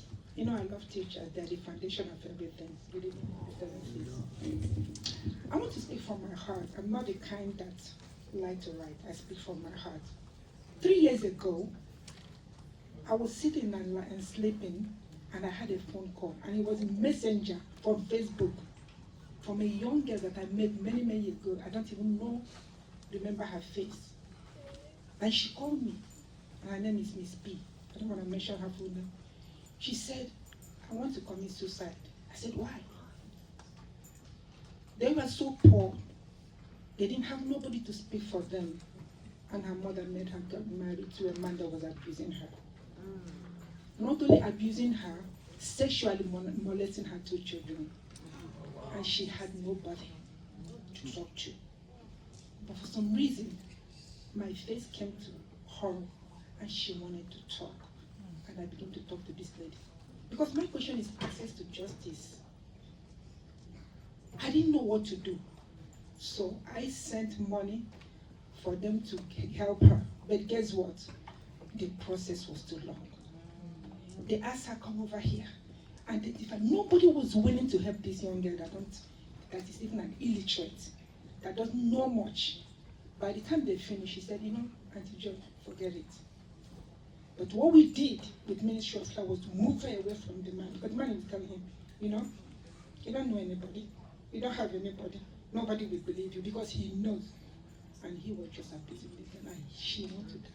So when we moved her out, we did everything to make her be who she is today. Why? We found something for her, gave her a job. She could have committed suicide and left those 2 children. We have seen so many cases We go to Uganda on mission, you see elderly widows, 80 years old. These young men on job, we go and rape them. Rape them. Some of them died. Some of them got HIV. So when I'm talking about justice, for me, the synonym of justice is uprightness, justice, fairness. Who is speaking for this? And so when I was preparing this, Holy Spirit just told me, John, tell them about living the 99 that is comfortable and looking for that one. And with that one that nobody cares about, nobody is thinking about, the vulnerable. Can you imagine when somebody is physically challenged? Nobody's talking to them, nobody's helping them. We always think about the one we have on statistics, or CPS, or this one, or this one. What about the one that don't know, the illiterate, the people that don't have nobody to speak for them? So how does justice look? It's us that will do something. So I'm so proud that when we went to Uganda, when we saw this man, I didn't stop and say, oh, Mama, how are you? I'm so sorry, Mama. No, we did something. We all contributed. Our last one, we decided not to do our nails. We decided not to do anything and contributed money and just build one little story building and put a key. And that's what has access to justice means, doing something. We always talk, but we don't do. I pray that after this conversation today that we will do. And the next access to justice is what you are doing today, helping each other. I came from Nigeria. I'm going to tell you, I don't know 90% of what I know now. In 2001, my husband, first husband, just fell down and died. I didn't even know how to sign check. I don't know nothing. It was women like you. It was people that could do this, do this. If they didn't help me, I would have been in disarray. But it was them that came to me. Oh, Joy, this is how you sign a check. Because I didn't know. I just came. 4 children, bam, my life turned. Joy, do this. So it is access to justice is helping each other, being your sister's keeper, being your brother's keeper, and building each other. What is an access to justice? Is putting, giving a hearing to somebody that is talking. In Nigeria, where I come from, don't even say anything. They see children on the road hawking food. They say, hey, hey, hey, I'll give you candy. And they will take the candy and they molest them. Now, go Google it. In Nigeria, they didn't harvest organ. They just take children and take them and just harvest the organ because nobody is caring for them. You had the case of one senator that had the court. Google it and were mad. It's not a secret. Had the court to take a young man to England to harvest his organ because he thought he didn't say anything. But thank God he said something. He's still in prison. So we have to be aware and speak. So what is the foundation we lay? Or how can we help other people? My solution is knowledge is power. So when we go to medical mission, church meeting, everywhere, let's tell them this is what you do. If this thing happen, if you see this, tell them that's my. If I go anywhere, if I go to mission, anywhere I am, if I notice something, I will tell you what to do. But if I don't know, you cannot tell somebody what you don't know. So we have to equip ourselves. That's an access. And like I said before, living in 99, that is comfortable. Oh, you America have CPS, you have this. Who will go for other people who doesn't know the access to them? And one thing else I'm saying that we can help, the foundation is love. I'm gonna tell you, when the Bible said love is the greatest, it did not miss word. Because when you love somebody, you can go an extra mile. If she's been hurt, if my sister is being hit, being beaten by her husband, and I know, and all I know,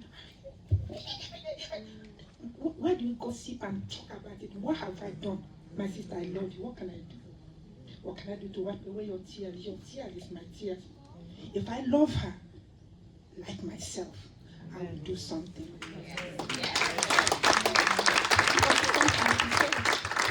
It's not about color. It's not about who you are. It's not about status. I'm telling you, one woman I know, very wealthy and everything, her husband was abusing her, and she was hiding it because she was ashamed. You don't have nothing to be ashamed when there's no justice. So my topic says, action. What do you do? Fairness. Speak up. Do something and help each other. So even tonight, I pray as I travel that we can help each other. So who called you? Why are you doing what you are doing? Is it for accolade? One day I woke up, police said, men can clap for you, but one clap from God. can succeed 1,000 billion times of men. So I pray that we do and serve with love. So access to foundation, or not to access to justice is nothing but dying to self, so that you can live each other. Thank you.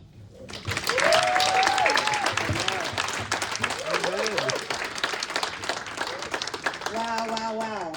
Thank you so much, Dr. Joy. And she and her wonderful husband flew in from Houston, Texas to be with us tonight, literally just a few hours ago. So we're so grateful, and I believe that one hand washes the other, right? If you can help someone else, then why don't you, right? And finally, we have one more panelist, and I hope you all have your questions. They shared some invaluable nuggets and thoughts tonight, and I'm sure you have some things to say about that, right? But I want to call on Ambassador Donna Moore-Stewart, and we're going to share her digital bio, but she's going to be covering empowering ourselves and each other. And what Dr. Joy shared helps us to really glide into this theme very well. So we'll share about Ambassador Donna, a little bit about who she is, and then she's going to share about empowerment.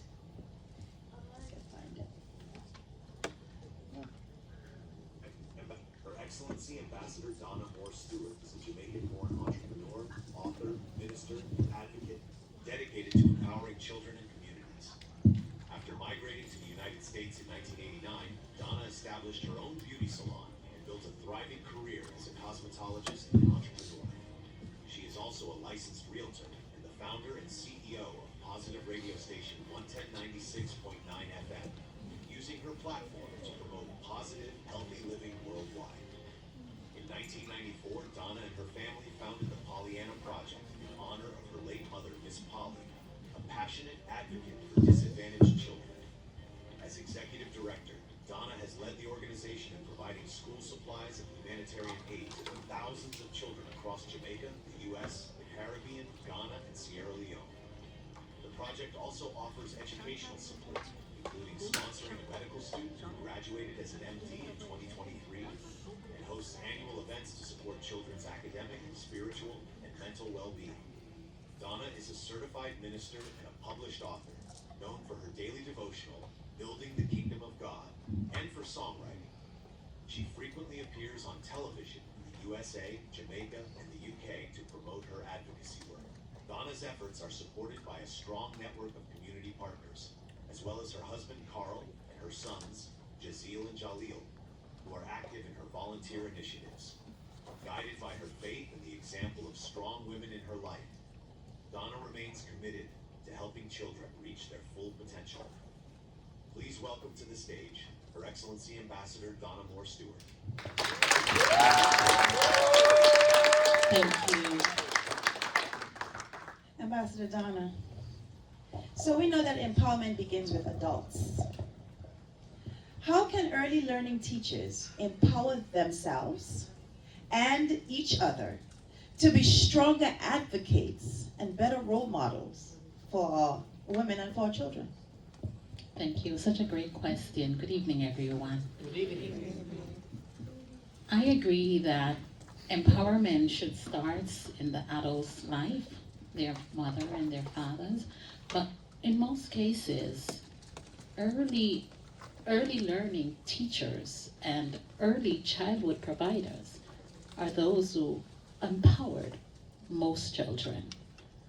You know, while I was doing this research, I checked on Google. You know, it's second to Jesus. I call Google second to Jesus. If Jesus can't answer, Google will. And Google said to me, empowering yourselves means taking control of your life by building confidence, setting boundaries, and developing skills to add to your values. While empowering others involves supporting them to gain authority, trust, and the capacity to reach their own potential. Now together, this creates resilience, and a self of confidence in each individual. Now, when it comes to empowering myself, growing up, I didn't know the word. I didn't know the meaning of the word. You see, I grew up as the daughter of a single mother raising 5 children. I was the oldest in the family. By the age of 9, I was babysitting my younger siblings' ages. I was 9, one was 7, one was 5, and a newborn. Incidentally, the newborn is also an honoree here tonight. Stand up, baby sister.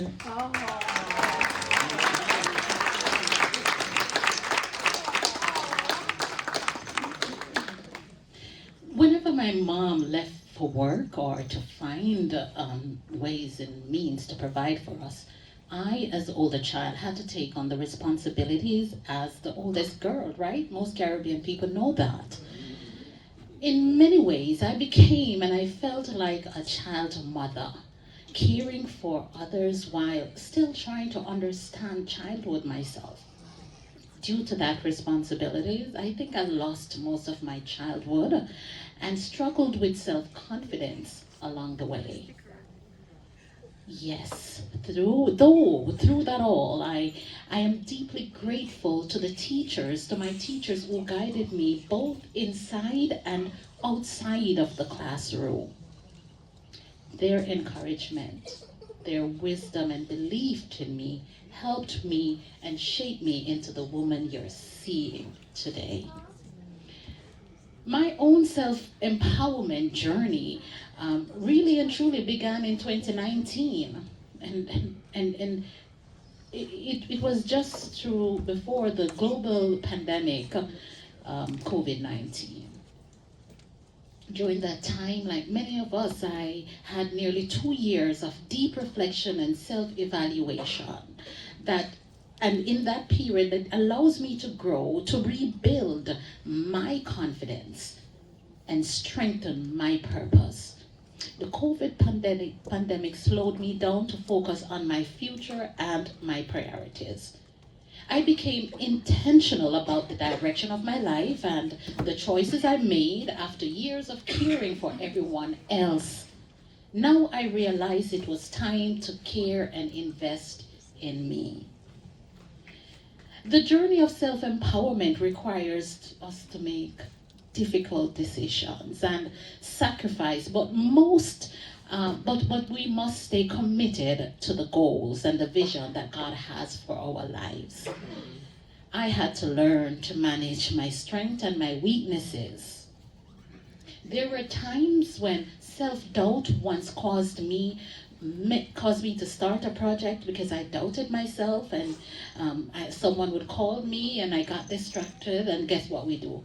Put our project aside, go back to caring and completing other projects, forgetting who we are. I also discovered that being a people pleaser will slow your progress down in this journey. And when you try to satisfy everyone, you risk losing focus and your purpose and direction. And I am not a young girl. The Pollyanna project started 32 years ago, right? So we'll get to that.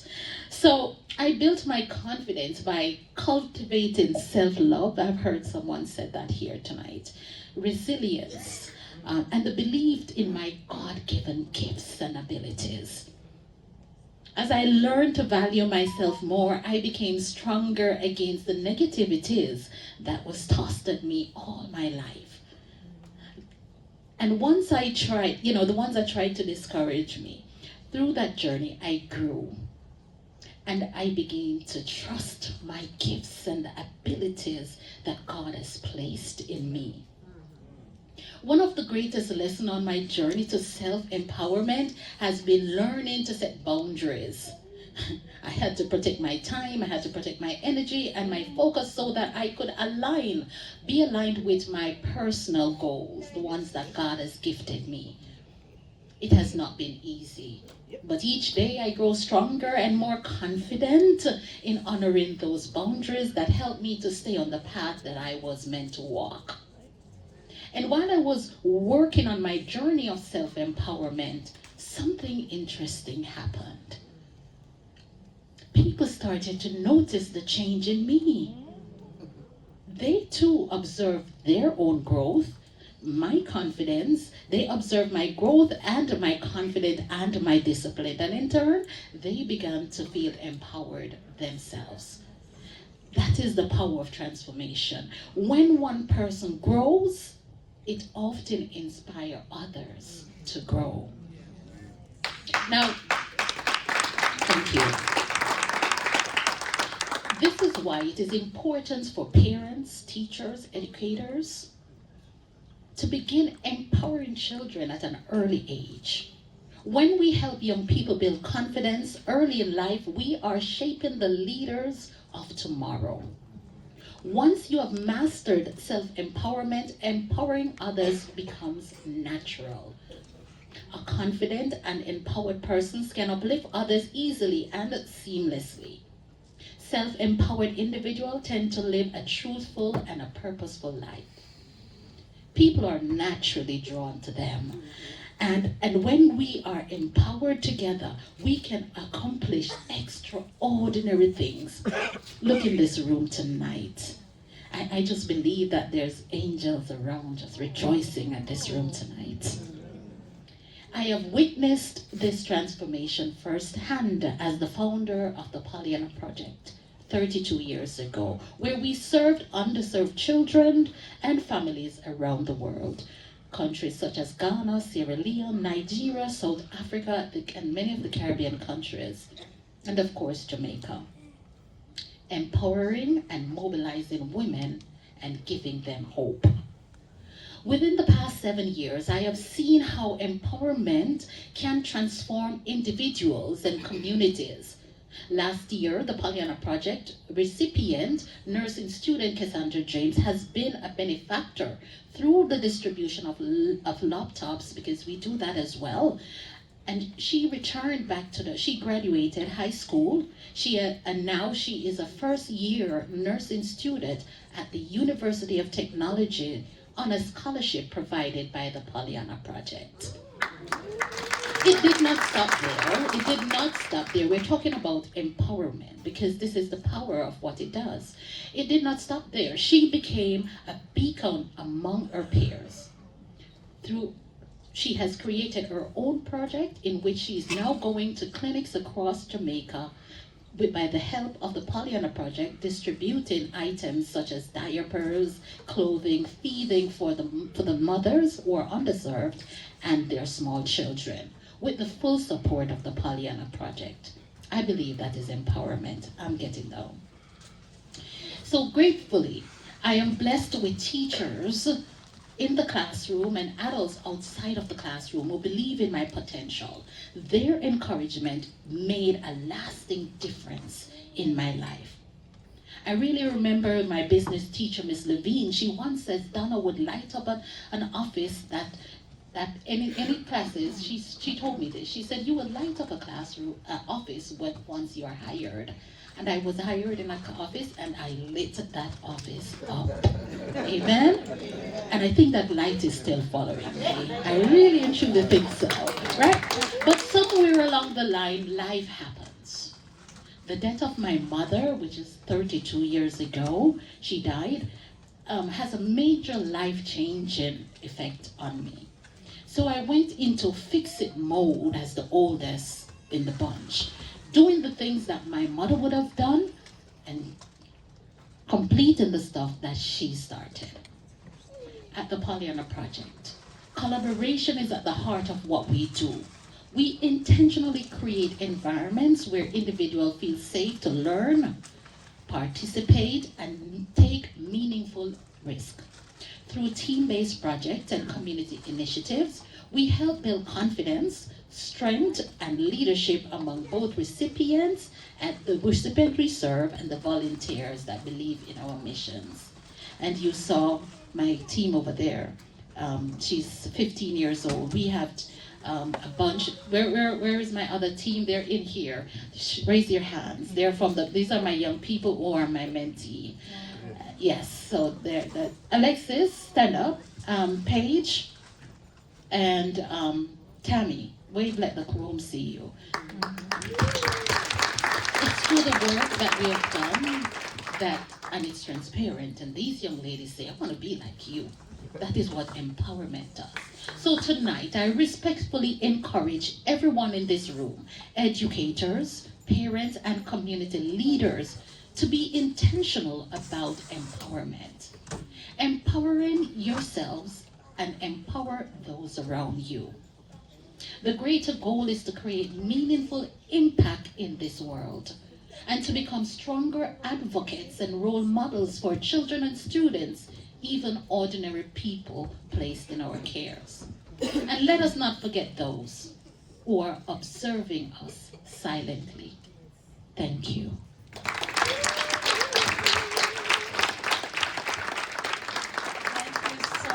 Ambassador Donna, that was wonderful. And guys, we have one more panelist. One more. Before we go into the Q&A. You know, we took a lot of time taking photos, right? So give us this one more. But we have a very important topic that needs to be addressed tonight. And Her Excellency, Reverend Dr. Joanne Hart, she's going to speak on building inclusive and equitable spaces. But before that, I want to share a little bit about her. Her Excellency Ambassador Reverend Dr. Joanne Hart is the founder and president of Higher Altitudes Academy, LLC, an institution that offers adult life coaching, as well as Christian education classes to young people. With over 42 years in the airline industry as a flight attendant and instructor, she leans on her expertise in hospitality and protocol to train ushers, greeters, volunteers, and event staff for local churches and organizations in the New York area. She serves as a United Nations Peace Ambassador and is the recipient of the 2022 Ruth Rising Naomi Awards and the United States Presidential Award. As a certified master life coach, she mentors women, equipping them with personalized tools to push them into a better version of themselves. She is especially called to those who are struggling through or have suffered toxic relationships and are ready to move on to greater things in their journey. Dr. Hart operates ministries and mentors young evangelists and pastors in Pakistan, Jamaica, Ghana, and Guyana, and runs an established Bible school in Pakistan, which also serves as a shelter for homeless women and girls. She is an instructor at the Community Bible Institute and Seminary, instructing the Master of Religious Education program. She holds a PhD in Christian philosophy and hails from Georgetown, Guyana. She migrated to the United States in 2010 and now resides with her family in East Hartford, Connecticut. Please welcome to the stage Her Excellency Ambassador, Reverend Dr. Joanne Hart.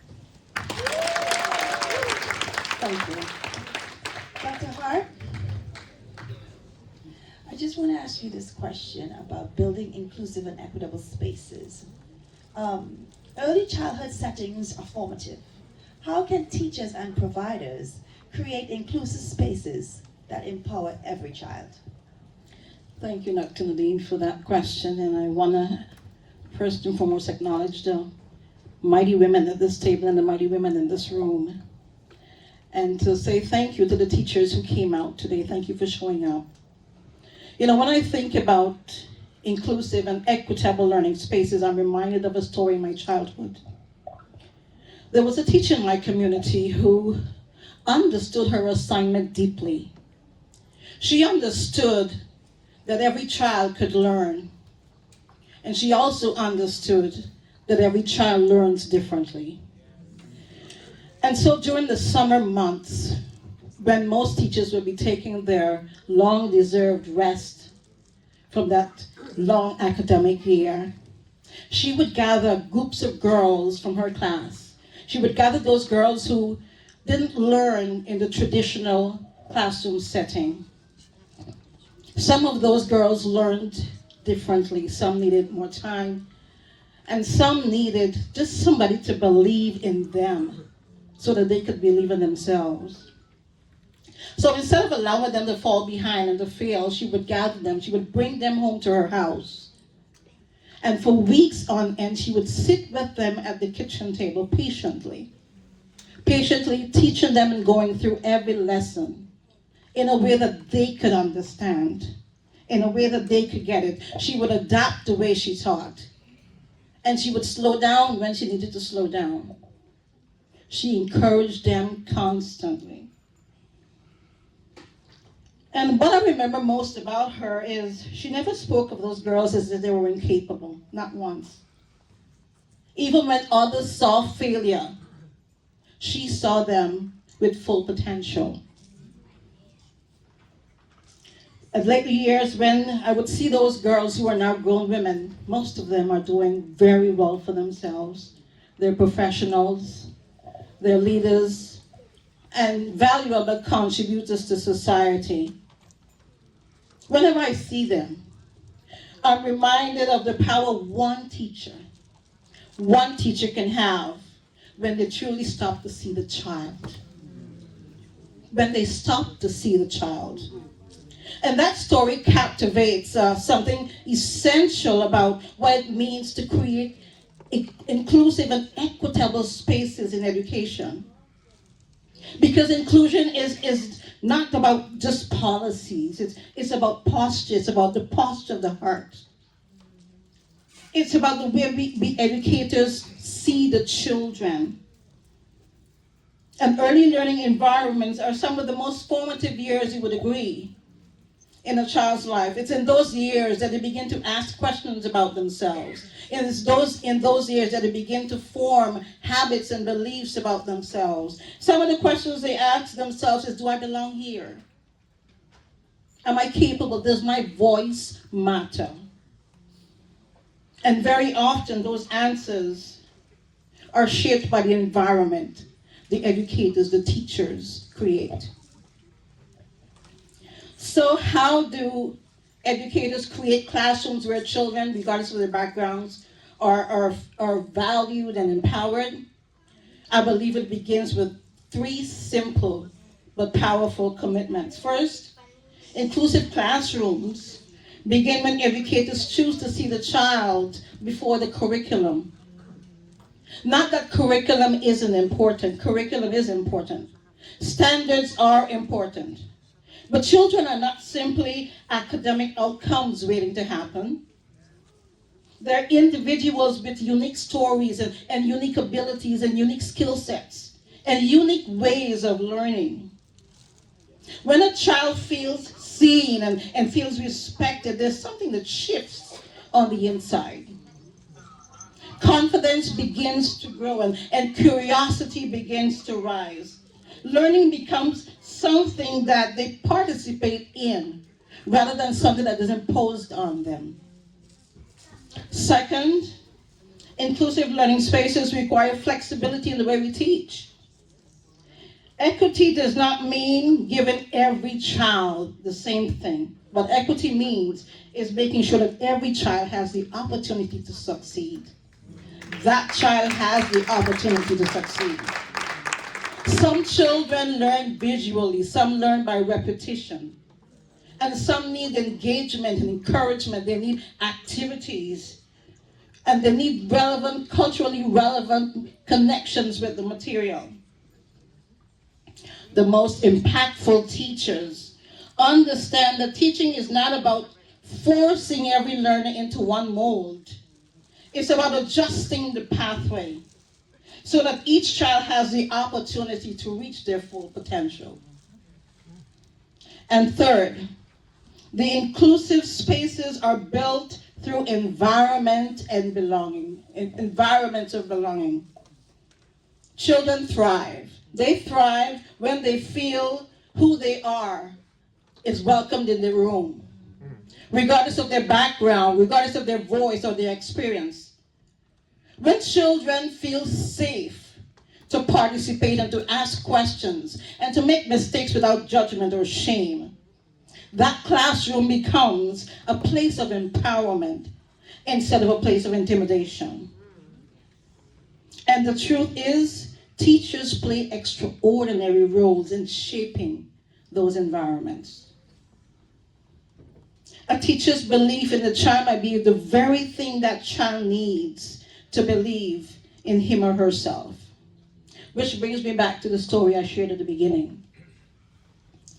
That teacher who opened her home to the children during the summer, who taught those girls around her kitchen table, and who refused to allow them to fall behind and to believe that they were incapable.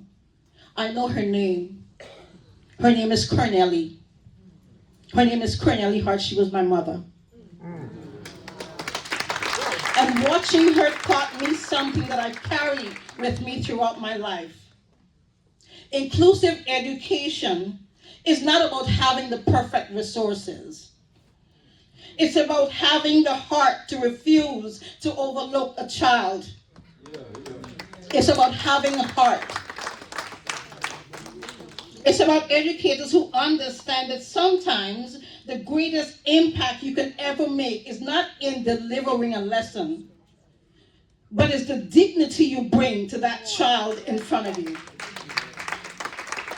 And when teachers create classrooms where children feel valued and respected and empowered, they're not only educating students, they're forming futures, they're shaping societies, and they're nurturing nations. So today I want to salute the teachers in this room. I want to say thank you. Thank you for showing up. Thank you for showing up every day, and thank you for showing up for our children. I pray God bless you and He replenish you for the hard work you put in on these children. God bless you and thank you.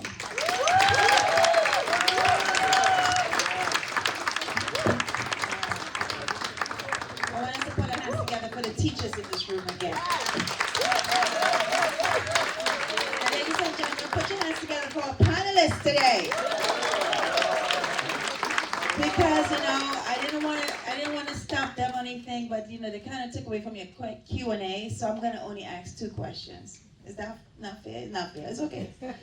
You guys will forgive me later. But if you have a real burning question, I want one from this side, and then one from this side, right? And you if you can't remember their names, just you can point at them, or, So I'll take this side of the room first. So the first person to put your hands up when I open my eyes, it's gonna be you. Okay, now. Right there, all right. What she said over there? Yes. Oh, I need a mic? Yeah, just in case. All right. Good evening.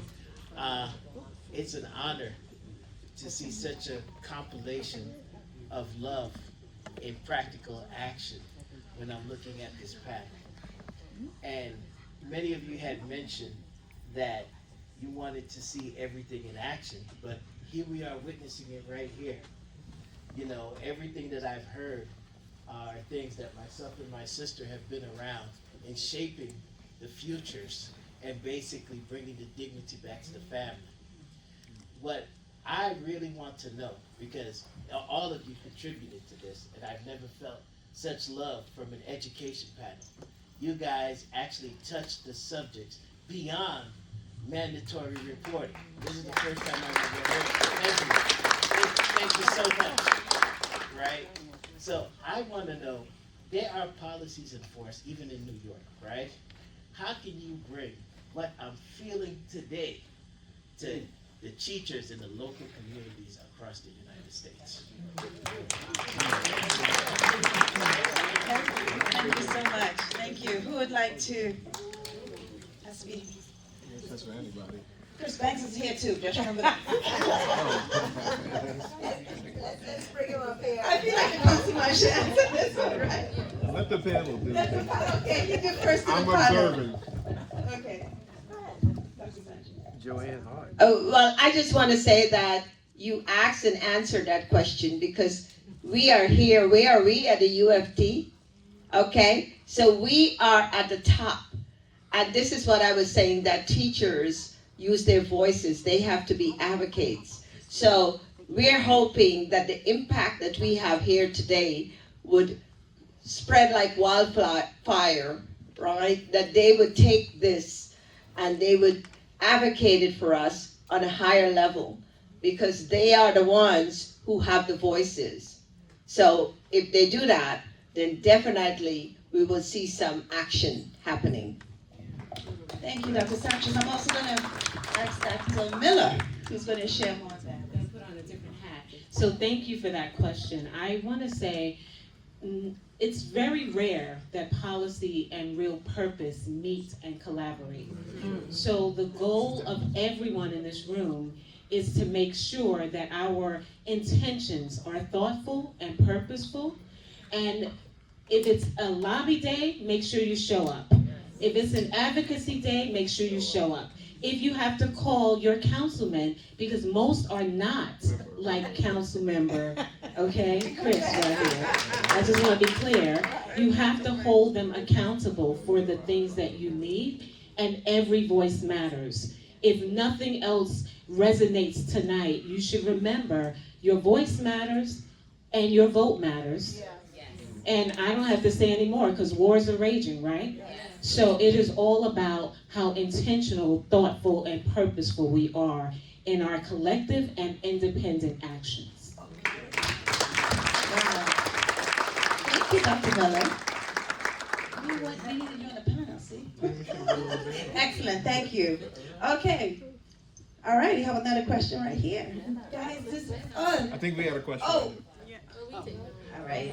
Here's what's gonna happen. Who had their hands up first? Right here? She did. Oh, right here. Okay. Okay, we're gonna take 3. The final says 3. If everybody's, I'm hungry, but okay, we'll take 3.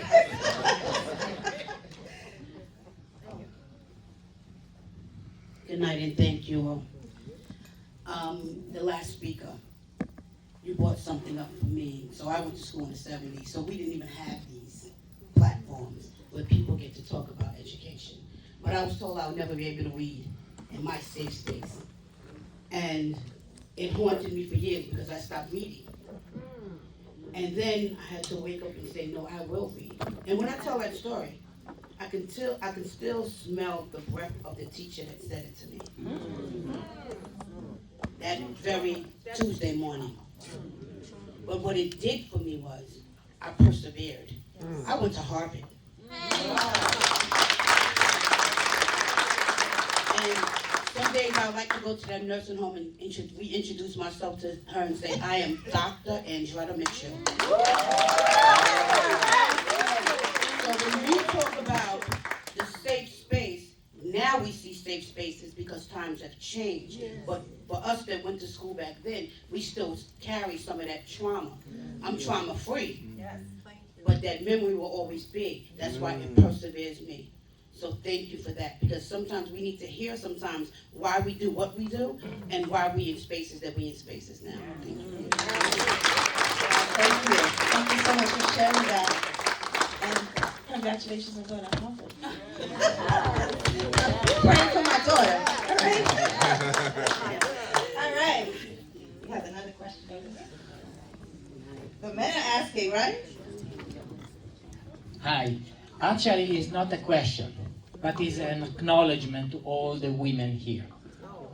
And it's really, I wanted to pay respect. Even my senior is a woman, so what I'm going to read, I experience personally every single day. The hearts and skills of woman, the creation and inspiration of which she is capable, and which here and there is isolated places of our culture, she still manages to manifest despite the ruin and decay of the world of man that spread around her, must be brought back and fully into life again. These arts, skills, creation, and inspiration are her beauty, just as she is the beauty of humanity. Thank you. I love that. This is a quote from the philosopher L. Ron Hubbard. She is the beauty of humanity. Okay, and since he shared a quote, then we have room for one more question, right? Because Dr. Kibro right here has a quote. I don't go. You don't want to go? Oh, There's one in the back. there's one more. Okay, I'll move it on. Another man. Good evening, everybody. Very sorry, I didn't hear everybody. Each one of you spoke today. But I'm on this 80s and 90s. I participated in the development of the feminine movement on the United States, and I learned a lot. I was raised by 5 females as well, from grandmother to aunt to mother to stepmother. If there is something that you can tell us to the men, it's something that I always look and quest for. As female, how can we do better work? How can we enhance the work that you do? We preciously know that you do a great work, because we're here because you. But we cease yet, even everything that's going on around the earth, to get a vision that will keep us together in peace, in family, like you do every day. If there is something you can tell us that will improve everything that we're looking to do tonight in this room. Well, my great friend Sanchez is sitting there, but I mean, could be anybody of you will be welcome to do it. They're picking on a senior again. But listen, I will let Dr. Rowe answer. Dr. Rowe. Her husband said he can speak from a man's perspective. You want to hear a man's perspective? Okay. Good evening, everybody. Good evening. Sorry my wife was late, but it took us an hour in this New York traffic from the airport. But this is what men can do. First of all, we salute the teachers. But it's not the teacher's really responsibility to educate our children. It starts in the home. They reinforce. And then also, you show up to PTA and don't go up there when Shanae and Pookie want to beat the teacher and then you want to beat them. You know, you go and you listen to them, but you also support that teacher. Exactly. Yes. I grew up in an era when the neighbors could beat my butt. When I went home, I got the same thing. So that's called the po-po. Last but not least, we need focus groups. Yes. All right, because you cannot send homework home to the children if the parents and grandparents are illiterate also. Yes. So I'm an educator, retired chaplain. When I joined the military, retired from the military after 25 years, myself and a few men, we went into schools because a lot of our black children don't see male figures. And so this is what we need to do. And I was a chaplain, and on my day off, myself and one other man, he was a white man, we went on every field trip with those children. And so we were there to help the women, but they saw a male figure. And that did something for those children. To the point that the principal asked me to be the president of the PTA. And so you gotta get involved with the schools. And councilman, you're here. You all got to give the schools the money that's needed for them to do quality jobs. I'm not putting you on the spot. Yes, you are. All right. And then you all need to go. You all want to vote on the federal level, but it starts at the grassroots level, the local level, at the municipal level, and you go to these meetings, what they call council meetings and whatnot, and let your voices be heard.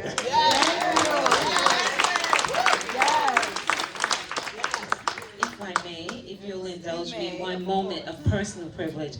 We have one of our United Federation of Teachers, former vice presidents for career and technical education in the room. So I'd like former Vice President Sterling Roberson to come to the room.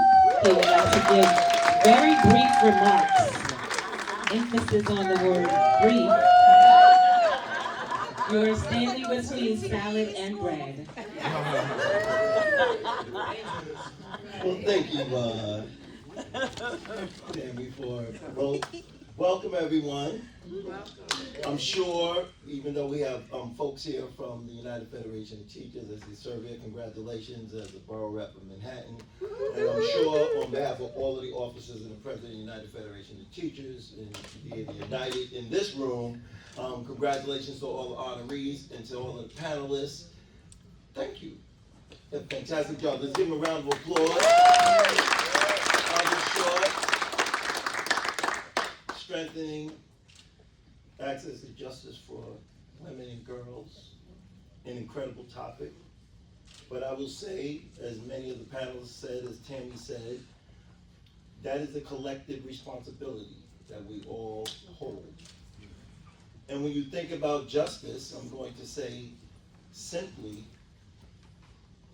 it's just us, right?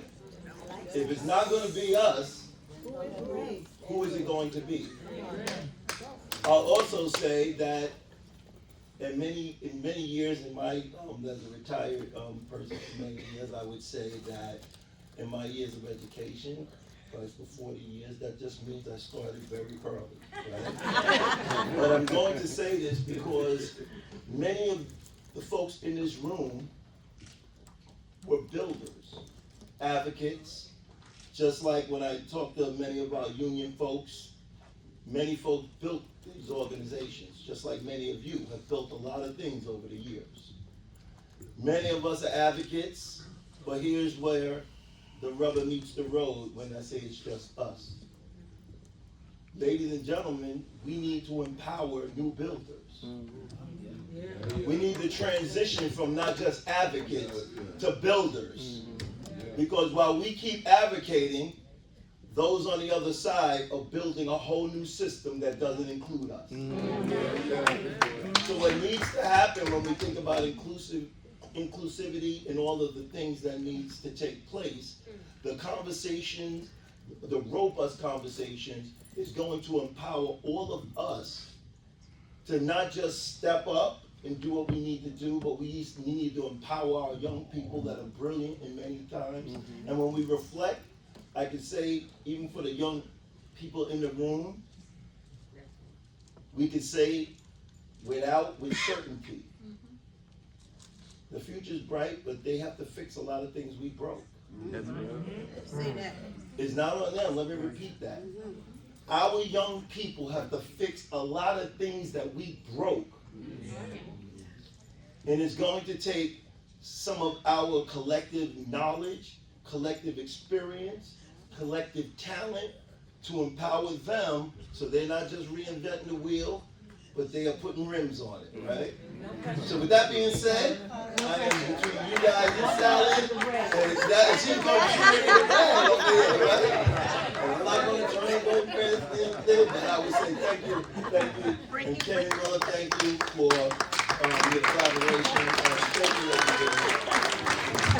Thank you. I love that we heard from the men tonight. See, Commission on the Status of Women, and the men are stepping up. I love it. Thank you. So at this time, I want just the panel to rise. We are wrapping it up now. And, just like all of the honorees received these awards tonight, we want to honor our panelists. Right? Very quickly, because we're standing between salad and bread. Right? Yeah. You want to present your award? Yeah. So I want to. She's a Merry Christmas. Okay.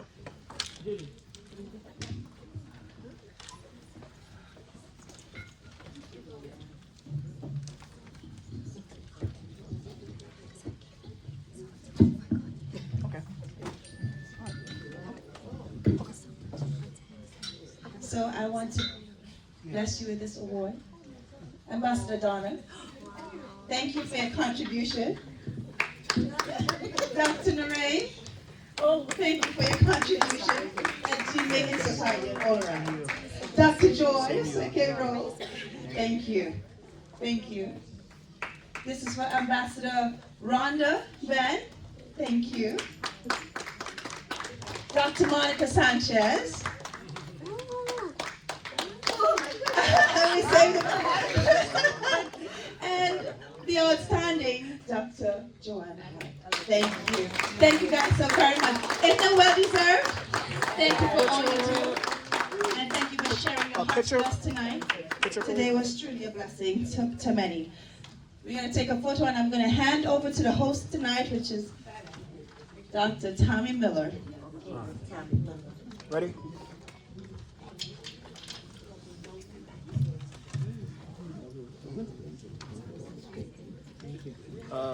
Ready?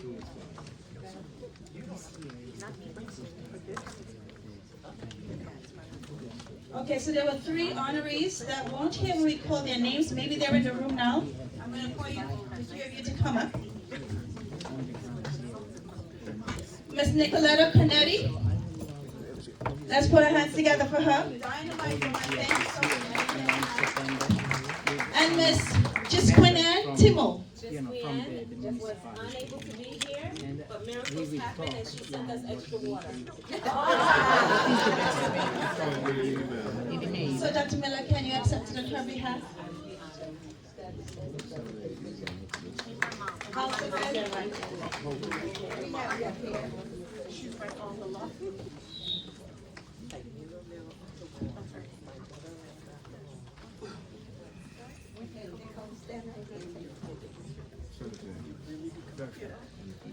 You did it. You did it. Thank you. Thank you.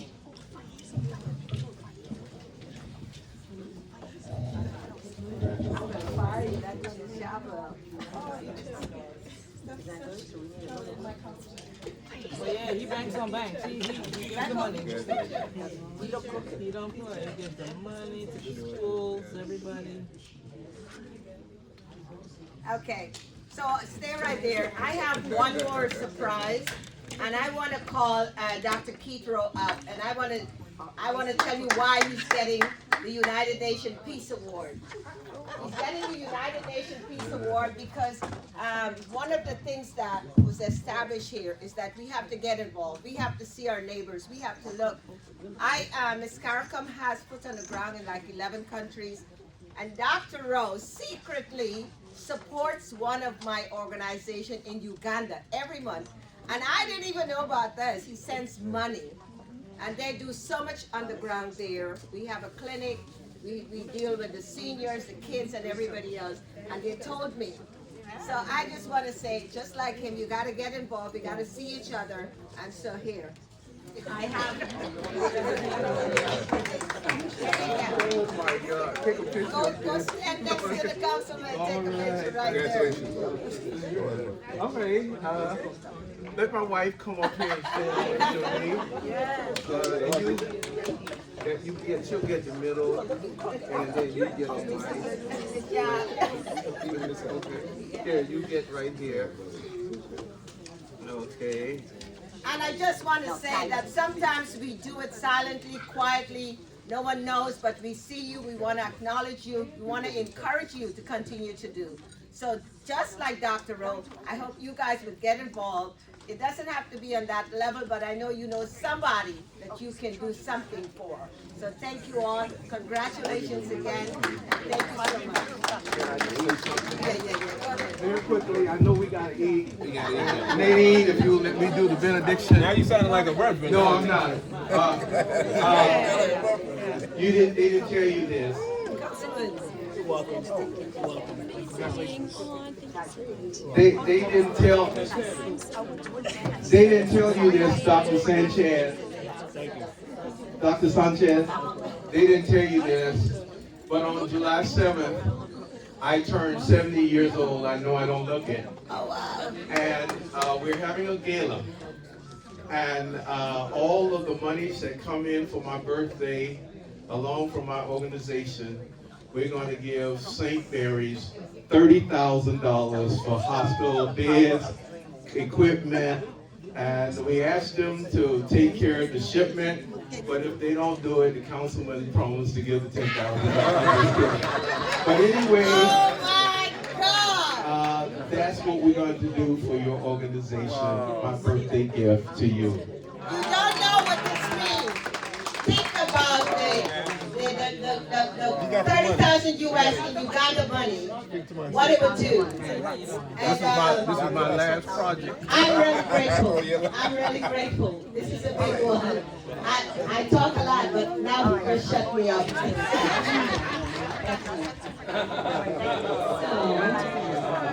So, thank you so much. Excuse me. I'm so sorry to shut you. But thank you for your attention. So, I'll wait until you finish. I know it's probably important, but thank you. Thank you so much. So, I want to make sure that our elders in the room have the opportunity to eat first. Does that sound like it's the respectable thing to do? Right? If you happen to be diabetic, don't break HIPAA laws and tell me. But if you have a medical condition, you certainly can join the line. But I first would like any of our elders, that means anyone not that is elders, technically I could get on the line. 55 and older, please. If you would be so kind to go to the back of the room on this side.